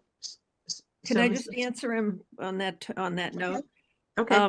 I thought that we had something in place to do some little mini evaluation, and that it was only like a couple of kids that might be, yeah, they're really ready, we'll let them go, and that the majority of the kids did not get to go. I didn't mean to change the date till the end of the month. So I'm going to let Ms. Massardo speak, and then I'm going to also suggest maybe that we can have a longer discussion at the policy subcommittee again. So Ms. Massardo, what was your thought? I think that a lot hinges on this attended and completed a rigorous kindergarten program. I think that is at least what influenced my vote. Again, these leniency windows or exemptions are really just moving the date. You have to have a hard date at some point. So the exemption in first grade with the completed kindergarten program, I think makes a lot of sense. Otherwise, you're sending a 4-year-old to kindergarten, and I have a hard time with that. And I think I've heard that from a lot of teachers that they don't feel that an exemption in kindergarten is appropriate. Like Eric said, maybe they're reading or no numbers, etc. at that age, but it may come into play in the later grades, and that's harder. But if they've got the full day rigorous kindergarten program under their belt, then I think that's an easier transition into kindergarten versus first grade, sorry, versus coming as 4 years old with unknown schooling into kindergarten. Okay, so Ms. Bond, I didn't see who had their hand raised first, Ms. Bond. Yeah, I'm just, I wanted to reply to kind of what Melissa said, is that, so you're essentially telling people that if you think your child's ready for kindergarten, they have to pay for it if they don't fall within that extra 30 days.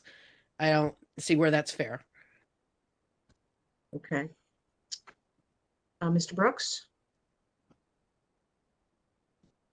No, I was in favor of snapping a line also, because at some point we just have to say this is the cutoff and understand that, because it's going to have impacts on the enrollment too and the class sizes for kindergartens, which have been expanding of late. Okay. So I'm going to suggest that we continue this discussion at the subcommittee meeting and move on to the next topic. Is that everybody okay with that? All right. Dr. Conti. Thank you, Madam Chair. You'll all be relieved. I'm going to turn this over to Mr. Cunha. Bob, you have a capital plan that you've been working on? And you had some handouts for folks? Okay, and actually, I see Mr. Moran is in attendance now. It's good timing. Steve, we're just about to start talking about the 10-year capital plan. Would you like, is there a report you'd like to give from Ways and Means before we start on that, or should we go ahead?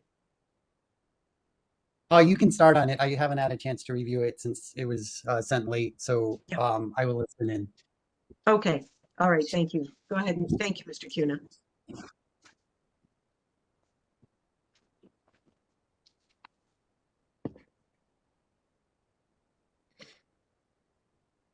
Do you all want me to share it and put it up on the screen, or do you want me to just talk through it, share it? And again, this is in draft form, so I do want to stress that.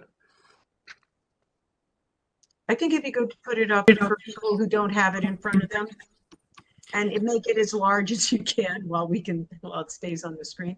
Thank you. Okay. So the intent of this is a little bit different than our 10-year capital plan that currently exists. In previous conversations with members of the school committee, members of the community, administration as well, is that, what happens after 10 years, or, people want to see a bigger picture of what we're actually anticipating. So that brings a lot of questions to my head, which I'm sure it does to many of you all. But again, through conversations and working with Nicole Kasha, Jeremy Brooks, Dr. Conti, we've gotten to this point right here. This is about 18 years, and I think that's just because that's what fits on a page. And then it gives some projections. So my comment that I want to make is what we originally designed didn't have any numbers on it, and we just kind of wanted to get something in place. This week, we've had some more conversations to bring us to the point we're at now. And again, what I'm struggling with is that, given the market that we're in, and we're seeing the labor and material increases drastically for the past few years, it's really tough to put an anticipated, growth on these, or even, be accurate, with some of the estimates on here. So again, what we're looking at right now, again, is draft. But also too, these are just given some estimates based on what I'm seeing today, so these are not calculated out. I think the intent of this plan will be a living document, again, so this will grow. But again, right now, it's really just a very early snapshot of what, a potential plan could look like. Okay. So I don't see everyone's face, but I don't see any hands raised. Is there anyone who has a comment or a question about this for tonight? This is a sort of a first go at making the long-term planning for capital projects more accurate, which I really appreciate this. It's, it's the last project I saw, had the high school project at something like $50 million, which we all knew wasn't accurate. So this is a work in progress, and I'm very glad to see that we're starting to kind of play it out, look at it, and we can come back to it. Is there anyone who wants to ask a question about it or make a comment? And if not, we can move on. There are three. Madam hands up. Chair, There are three hands up. Okay. Yeah. well, Yes, Dr. Conti, did you want to? you get to my hand last. It's fine. Okay. So I think in order for me to see the hands, they're not showing up on the participant list, which I thought they would, but if you could take the shared screen down, I could see the hands, or you could call on them. Martha, I'll just hop in. Okay. I like the shared. Oh, okay. I think the document looks good. I think this is the usual format. One thing I will say, since we've been doing a lot of work, obviously with the project teams with Doran Whittier on Fox Hill and the high school, I think they have done a really good job at projecting forward a lot of these costs. So I think I have some spreadsheets I can help you with.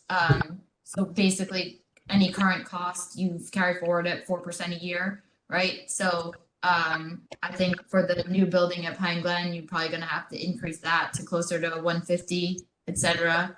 And all of these HVAC maintenance, I would kind of probably move everything forward at 4% a year. I think they could probably help you with some more specifics, but I like being able to see that. I'm wondering if we could just get like a total per year. Again, I like the format. I mean, we can have a little bit, if we can tighten it up a little bit, then we can have a conversation of what is where. But the format looks good to me. Okay, thank you. Mr. Briggs? Ms. Masato addressed a couple of my comments about the totals and updating some of the numbers. I just want to kind of echo Bob's comments that this definitely is a living document, and we were expecting the pencils to be really sharp around the 3 to 5 year range for this as we kind of sat down and looked at it. So some of the numbers out to the bottom are very much, in today's dollars, and they have to get carried forward. Okay, Ms. Monaco? I just wanted to say that it's hard to see the document, and I think we need time to study it. Okay, did you get the copy that Mr. Cuda sent you? No, I haven't seen that. Okay, so maybe Mr. Cuda, if you want to send it again, I think it was on February 12th, but maybe you could send that again. Ms. Massardo? Is it in Excel somewhere? Can we get it in Excel? Or is it is this a PDF? I mean, it's in a PDF. Is it originated in a PDF? What was sent through you? What was sent to you is in a PDF. Yeah. Because again, I wanted to stress the draft part. Yeah. But yes, of course, it is created in a spreadsheet that we can work on. Okay. All right.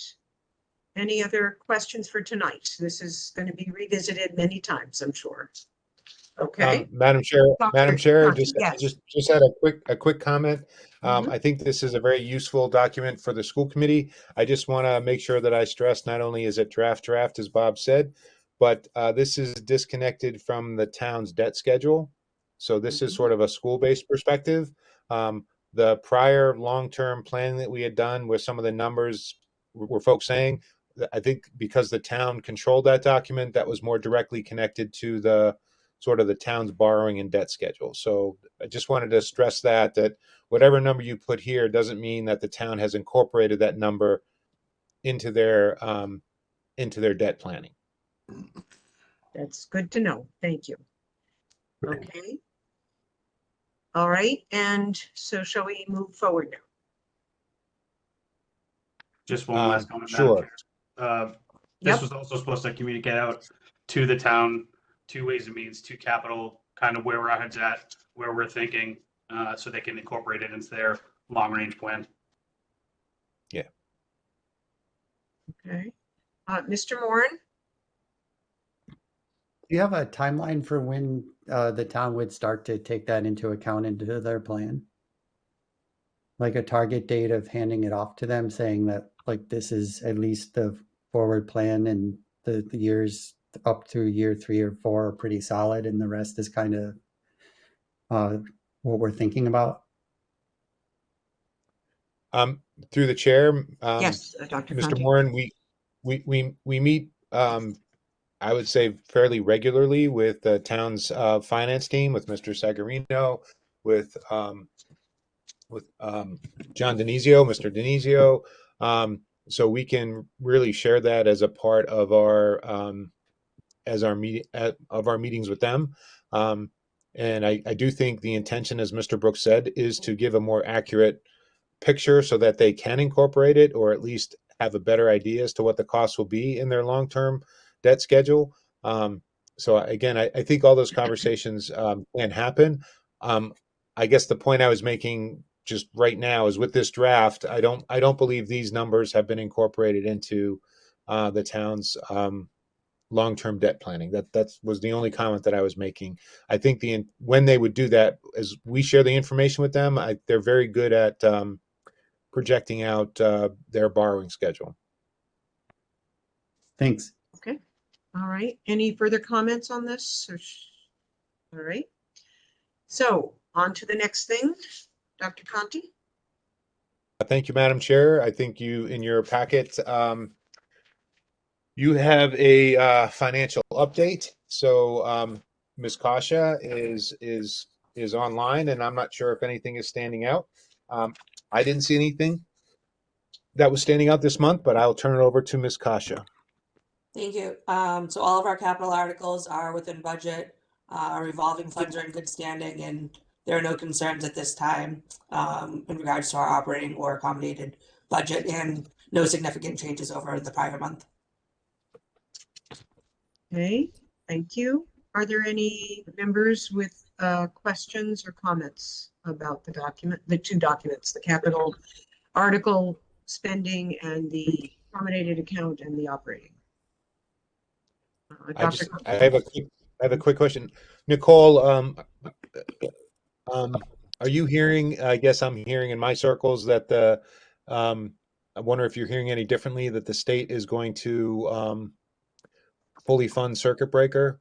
And again, fully fund doesn't mean 100%. It means 75%? Yes. So again, are you hearing that is going to continue? Yes, I haven't heard anything different. But in terms of the way that we budget with circuit breakers, that we're sort of working, we have like a 1-year reserve, so we're no longer projecting to what the state is going to match in the current year. No, I think that's great. So thank you. Yeah, good. Are there any comments, other comments? I did have question on the capital articles, and maybe this is for Mr. Cuna, but I noticed that the water bubbler replacements warrant article was not fully used, and I'm wondering if we still have money that we can replace some more of the water bubblers to make them water bottle fillers. Is that something that might be on the schedule for next summer, perhaps? Yeah, so what we have been doing through the chair, of course, is that looking at the existing warrant article, replacing or adding any dual fill stations, or upgrading the older stations either to a replacement filter station or a dual model. But also what we've used that is to purchase replacement filters, for the existing water bubblers that are installed. So there is a plan to use that money. And again, we'll do both by looking at replacing or upgrading existing bubblers and replacing the filters in the currents. Okay, thank you. And I also noticed there's been some questions about the scoreboards, and I'm pretty sure there's a May 22nd, May of 22 scoreboard article that I believe is for the new large scoreboard that hangs from the middle of the ceiling in the wooden gym. Is that accurate?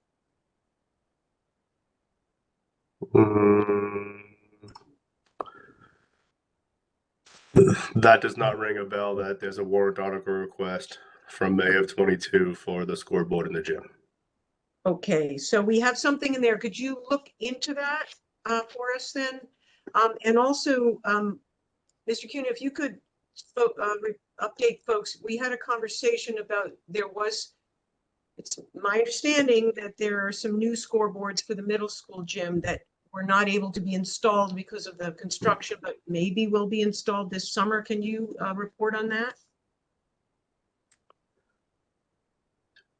Okay, so yeah, I just wanted to look at the existing one. So the May 22 article that you referenced just a minute ago is that is see that?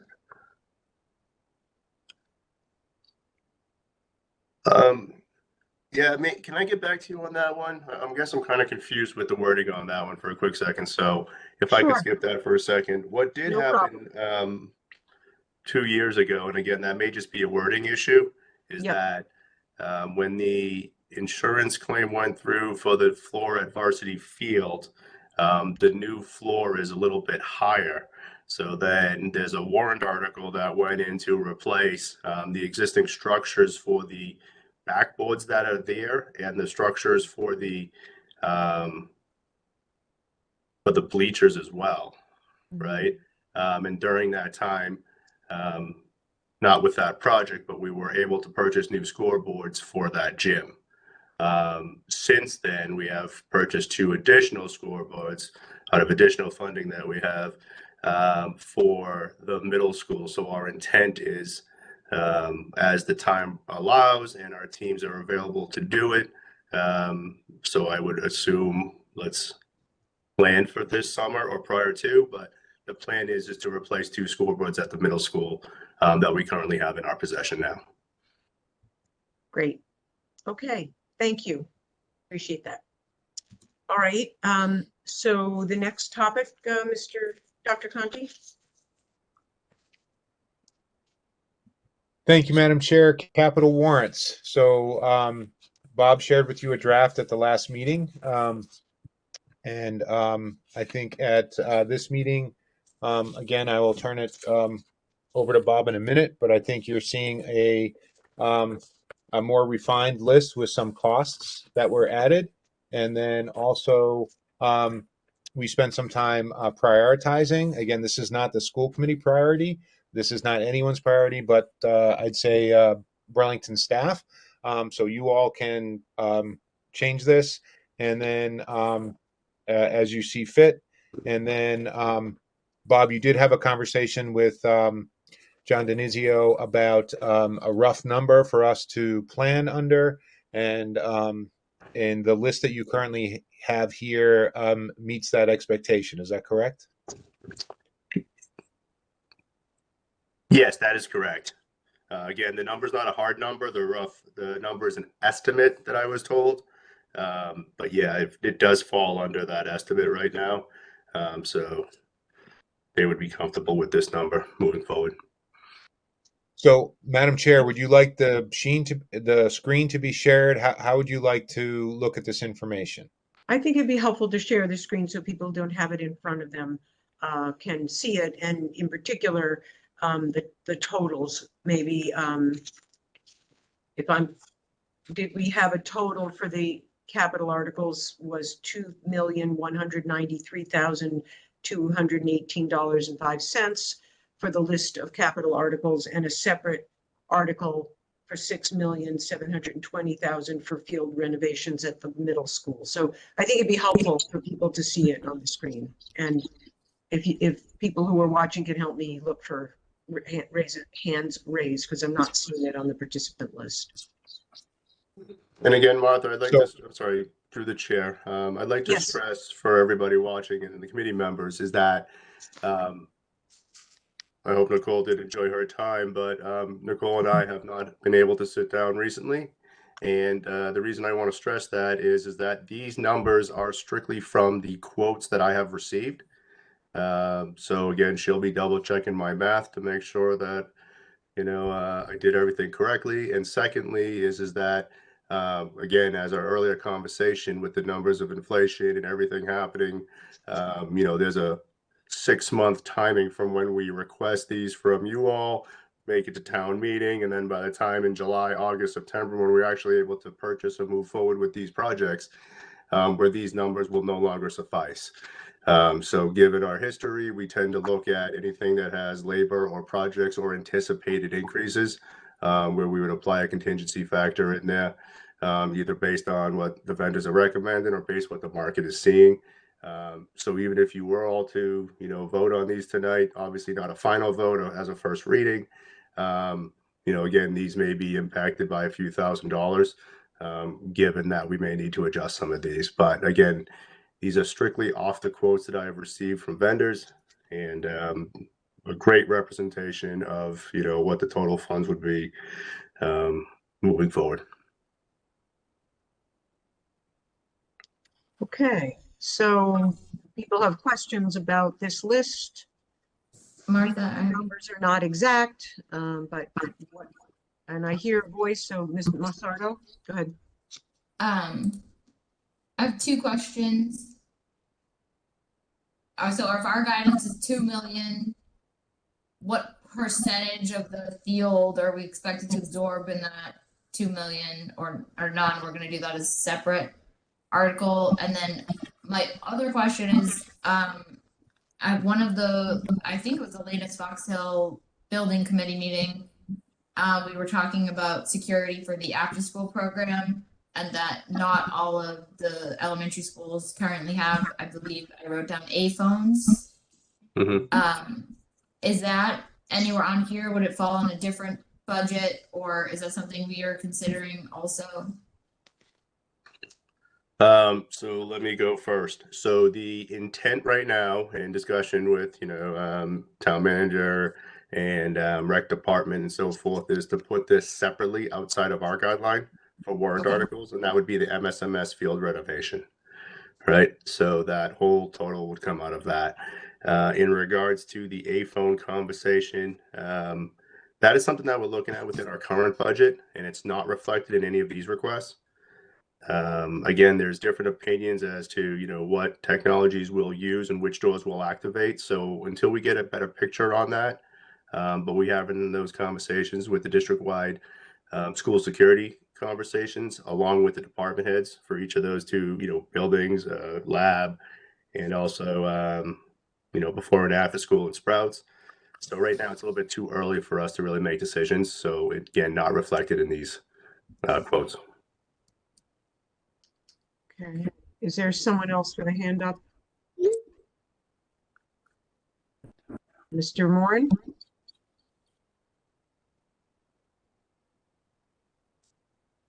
Nope, Mr. Moran turned his microphone off. Mr. Moran, did you want to speak? Oh, sorry, I do not. I don't have any questions. Okay, all right. I just can't see everybody, so. Can I just follow up on the A phone just so I understand? You're saying that it's being worked within current budget and you're just researching, or you're researching and it will come on a future capital request? Again, through the chair, I think that if it's 1 to 2 of the solutions that we're discussing right now is the final solution, I feel confident that it can fall within the operating budget either this year or next year. Okay. And does not need to come back for a warrant article. Okay. Does that, any further questions, Ms. Melissa? No. No, that answered my question. Okay. So, Madam Chair, just Yes, Dr. briefly, I was gonna drag Mr. Brooks into this conversation a little bit. So, Mr. Brooks, I apologize, but the MSMS field renovation is the next priority that came out of the field study that this committee supported, I believe, a year and a half ago. I think that field study has also been refined further. And I know there's a joint committee looking at that field study that has community members, school committee members, park and rec members on it. And again, I think the baseball field was I think the first priority, and this was obviously a major project that would impact um, thousands of kids. Many kids happens to be located at Marshall Simons Middle School. Would help with access to the fields, which we have an issue with currently. It would also help Park and Rec in terms of just field usage. But my belief is this sort of joint committee felt like this was the next priority, and that's why we may be um, sponsoring the warrant article, but I think it would be something that would be signed off on by youth athletic teams and programs, as well as Park and Rec, and it would really be a community project that that because it's at a school, I think would we would put forward the language, but I think it's more than just a school warrant article that we're proposing. So, Mr. Brooks, I hope I'm framing that correctly. Yep, you did that correctly. Yes, this is going to be a joint-ish warrant article. It'll be supported by other entities within town. Yes, you are correct in this fill-in number 2 in the prioritization. And then next year, there'll be a few more fields that are going to be looked at as well. So this is going to be a year-over-year effort to address the fields from that field study and complete them in serial. Okay, good. Are there And I any? just had one question on the warrant articles. Do we have, what's our reserve from what we've been told we can spend to what this totals out to? Or did we build any reserve into this so we don't run into, the AC funding projects and the HVAC repairs are kind of what I'm looking at because those costs are pretty volatile. So I just want to know if we have any reserve built in or Mr. accounting for that. Mr. Brooks, you're looking at about a $2.2 million total that on the sheet, and we were roughly given a 2.5 sort of guideline. So Bob, I want to make sure those numbers are correct. So Yes. when we added Yes, all the contingencies and put everything else in, we wanted to give ourselves a little bit of room to do that. Okay. Yeah, no, that's just the only question I had that answers it. All right, other comments or questions on the capital warrant article list at this time? Okay, I can't see any hands. And I also support what you're saying. I'm glad that we're looking at keeping contingencies because of all the issues that Mr. Kuna mentioned around inflation and labor costs and such. So thank you. All right, shall we move to the next topic? Again, thank you, Madam Chair. Again, we have our standing agenda items coming up. The Fox Hill School Building Committee. We had it was about a 2-hour meeting today regarding outdoor spaces, and we were joined by Ms. Pavlicek and Mr. Musselman, which was great to have them there. I also want to make sure I thank them because this was a snow day and they gave up their time to participate. And so we spent a lot of time talking about the outdoor spaces and our elementary science program and how the program could be reflected in how the outdoor spaces were designed. So I think that was very positive.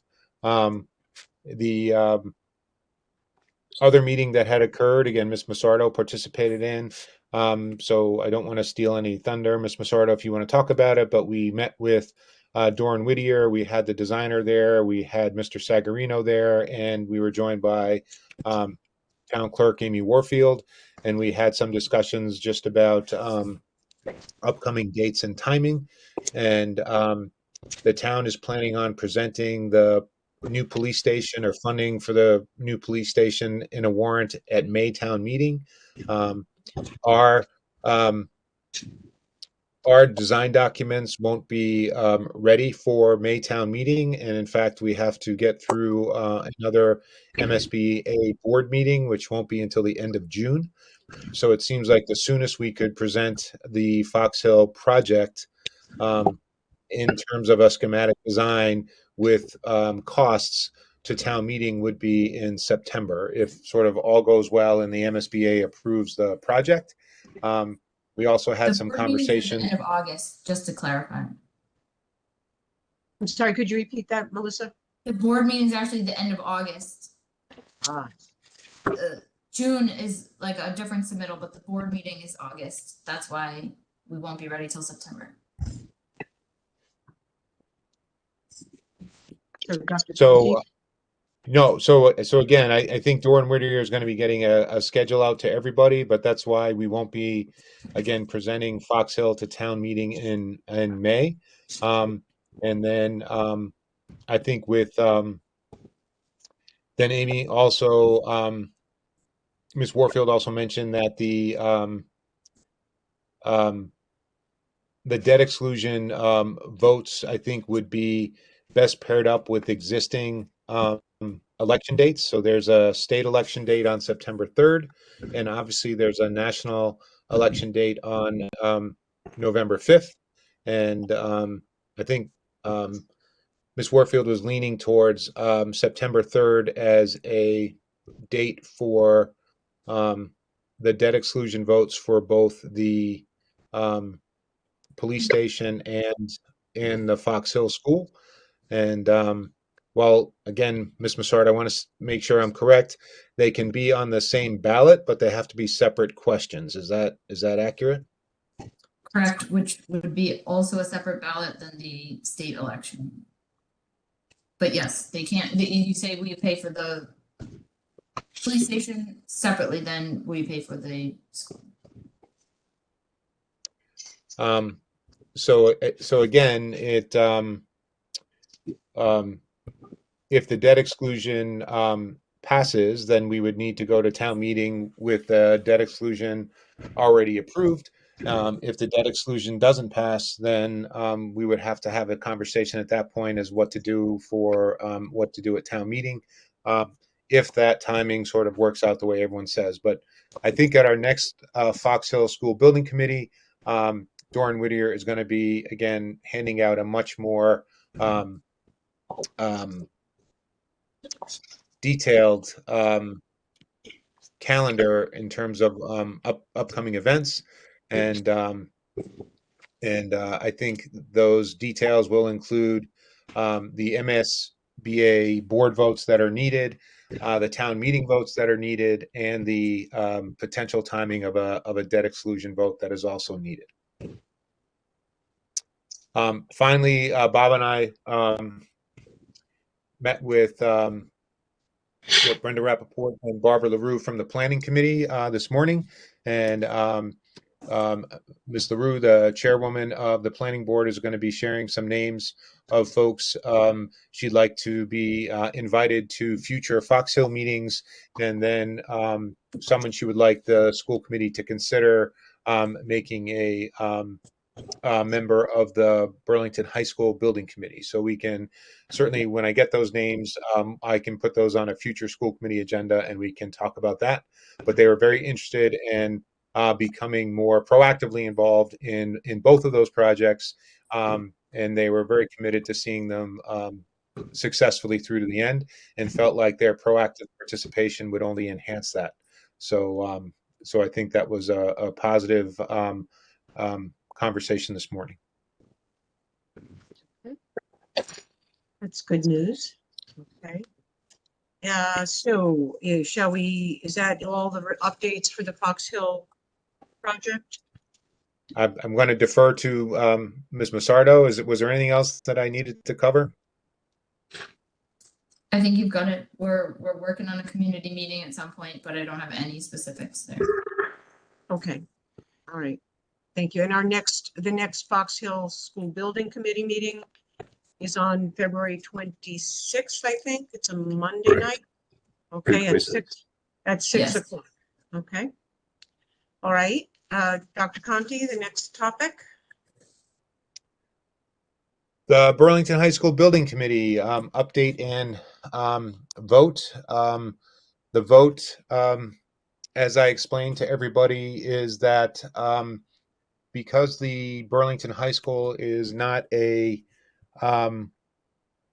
the building committee is not authorized through MSBA, the Massachusetts School Building Authority, which has its own sort of ability and legal authority to expend local dollars.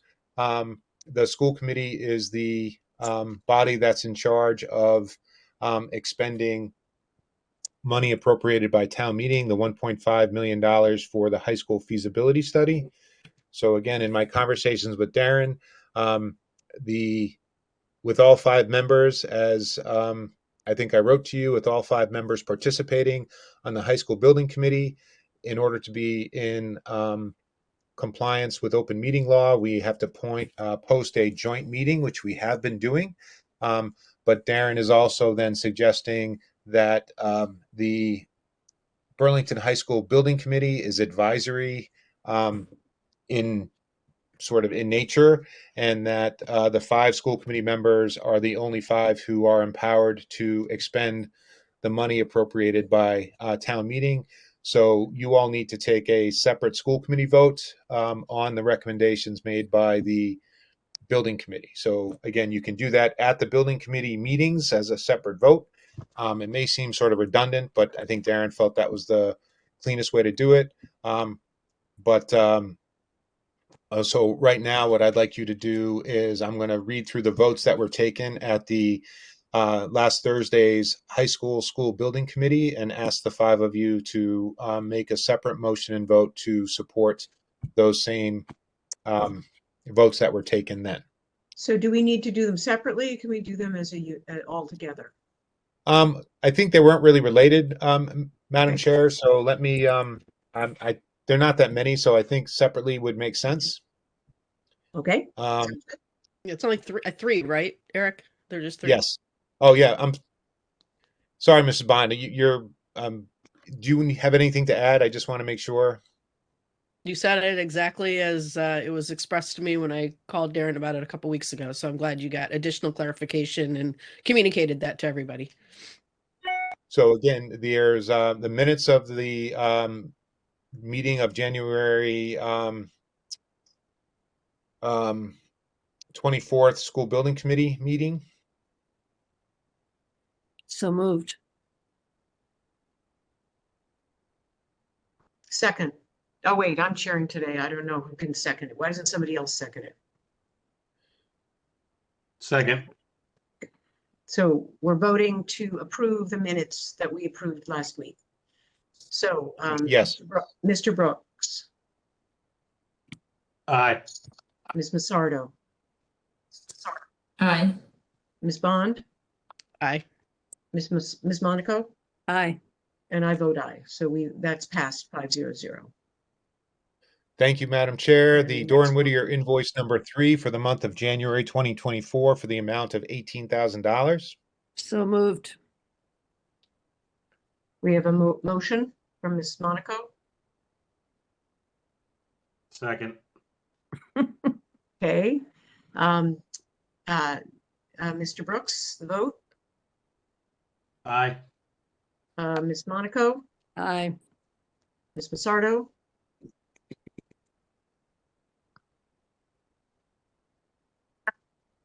okay. Aye. I think my video. I wasn't sure if it was mine. Okay. And Ms. Bond? Aye. And the chair votes aye, so that's 500. And the last one? There'll be seek a motion to seek the fee proposal from Tappe Architects to enter into a contract negotiations, provided that total compensation is within the budgeted amount previously approved. So moved. Second. Okay. And for a vote, Mr. Brooks, Aye. Ms. Massardo, Aye. Ms. Bond, Aye. Ms. Monaco? Aye. The chair votes aye, so that's 500. So we have now voted on all of the things that we needed to vote on from last week. Right. So, Madam Chair, just a couple final comments on this, and the committee can certainly jump in. There were obviously some conversation about having Dr. Chen and myself as sort of voting members, and whether there was some concern about that. I think that that everything has to channel back through the school committee. Anyone on the building committee is advisory, sort of innate. nature. So it really doesn't make sense for us to vote separately. I think we would be voting as advisors. It's the five of you that would make the final sort of determination. You can follow the advice of the school committee as a separate school committee entity, or you may not follow the advice of the school building committee as a separate entity. So again, not being linked to the legal authority that MSBA sort of takes with it means that you are the executive in terms of the expenditure appropriated by town meeting. So again, I think whether Lisa and I are voting to advise you or just speaking at the meeting, it honestly really doesn't matter. Anyone on the building committee can should be expressing their opinion and sort of advising the school committee. And then whether we ask the school committee to vote at a building committee meeting, or if you all need time and want to consider something and then we do it at a separate school committee meeting, it's really the five of you that have the votes that matter. So I hope that alleviates some of the concern that was expressed about who's voting and who's not, or the or some of what people were discussing at the last high school building committee meeting. And so that's really what I wanted to express tonight. And thank you for taking those separate votes. So is there any other discussion for tonight on this topic of the Burlington High School update? Ms. Ellis? Thank you. Can you hear me? Yes. Oh, it's working better. Thank you. I appreciate you recognizing me. And this is confusing for me with the members here all present of the Building High School Committee, along with the school committee. This is a joint meeting, and we're discussing the high school project.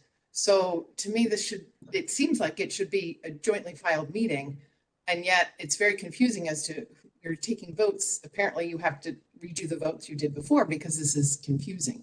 So to me, this is why it seems that the advisory committee should consist of less school committee members and more, residents and teachers and people that are participating that way, more voting members there, because right now this is a joint meeting as far as I can see. So I'm just so confused on it. Thank you. Thank you. Any other comments on tonight's? I do want to repeat what Dr. Conti said, is that there was an intention to and an implementation of posting the joint meetings when the Burlington High School School Building Committee was posted. We, at least for most of them, did post it as a joint meeting because all five of the school committee meeting members were on it. And I'm getting a head shake from Ms. Bond, so I appreciate that. And I do understand there may have been an error in one, or I don't know if there was an error in more, but we will be sure to be taking care of that. I know our project manager is now aware there were some new people and new staff that had come on. There was no intention not to post those as joint meetings.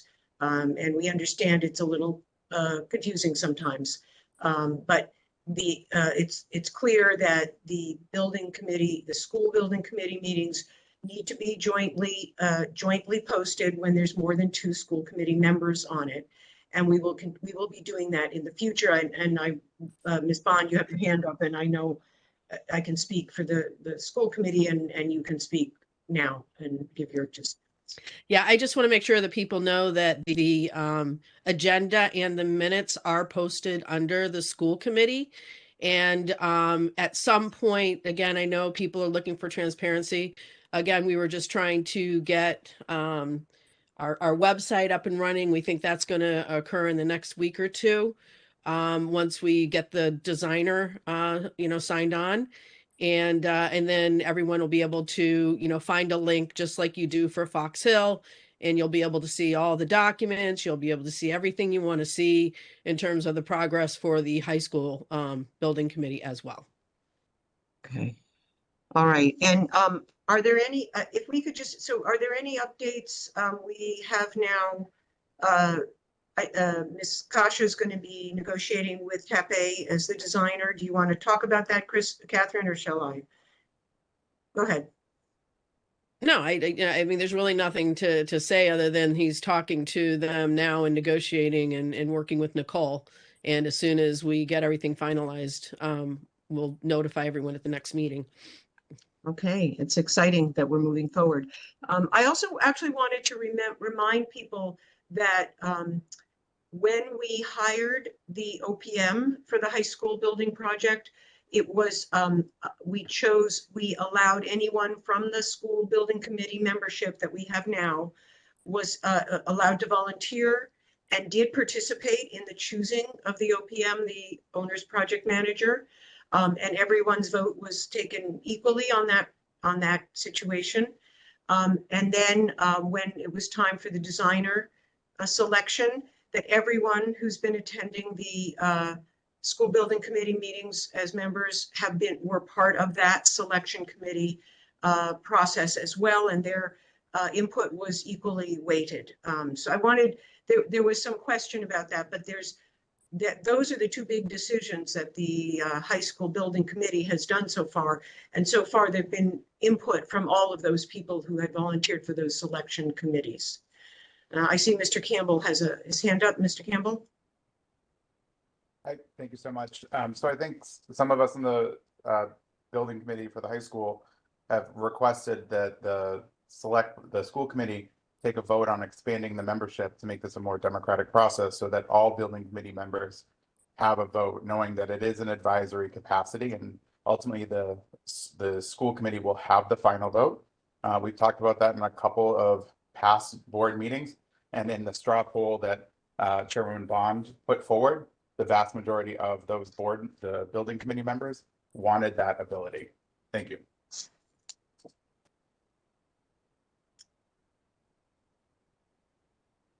Ms. Bond? Yeah, I totally agree. Again, I think that if you're spending the time in participating and that, we should allow people to have a vote. And again, everybody understanding that school committee has the ultimate decision-making ability and have to re-vote again on finances, et cetera, at the school committee meetings. But anyone who's in attendance and taking the time should have a vote.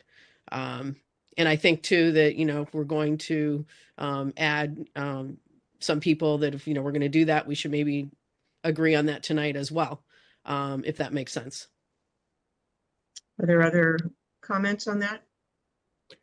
Just Madam Chair, I think whether you add people or not is really not my comment. Is anyone you do add to the high school building committee would be advisory. So I think it's sort of you don't need to have or vote to have people share their opinion or have a vote. I think everyone is an advisor at that point, and you can get input from everybody. So that's sort of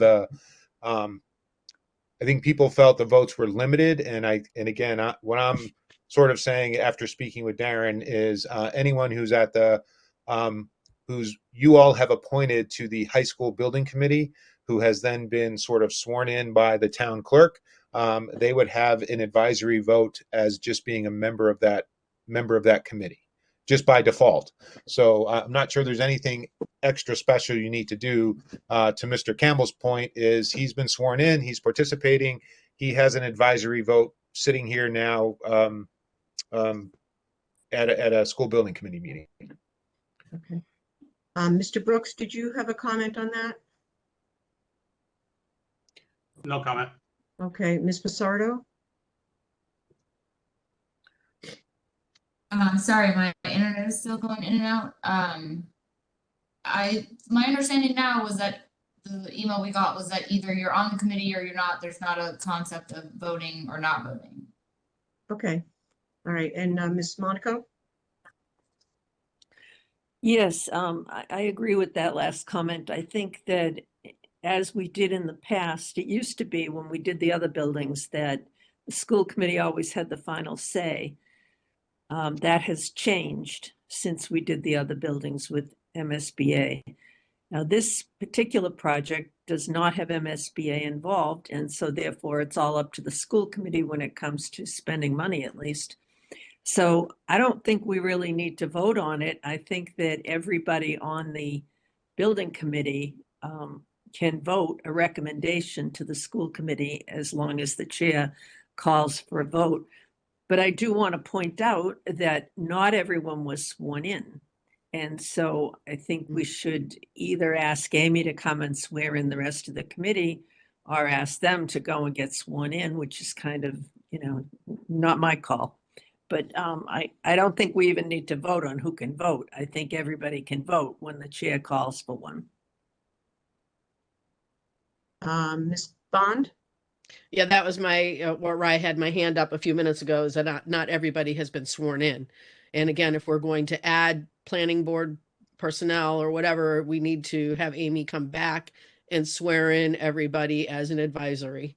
And then, we can, again, vote on things and have a consensus as we start to move forward with, the different projects that we have to do to, build the school we want and that we hope the town will pass.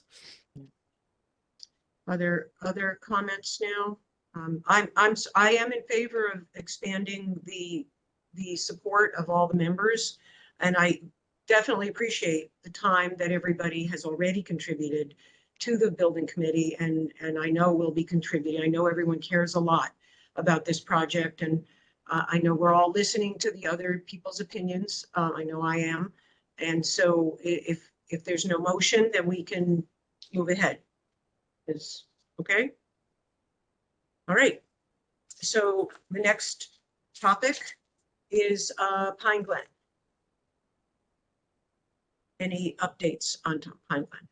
Dr. Conte? I don't have any updates other than you saw from the capital warrant list that Pine Glen is a top priority for us in terms of getting the air conditioning project completed. So, and Bob, you have a much better number on that because the HVAC contractor is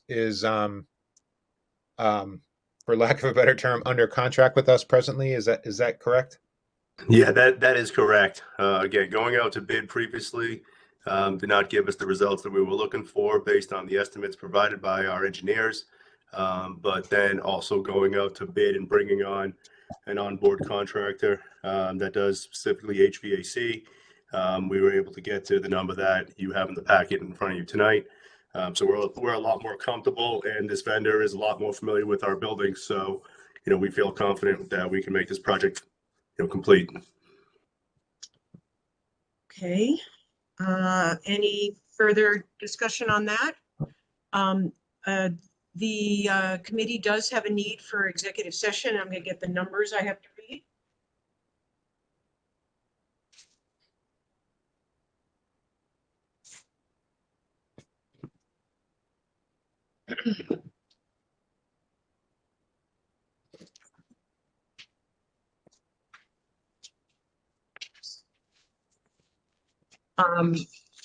The committee has a need to go into executive session, Mass General Law, Chapter 30A, Section 28A, and in order to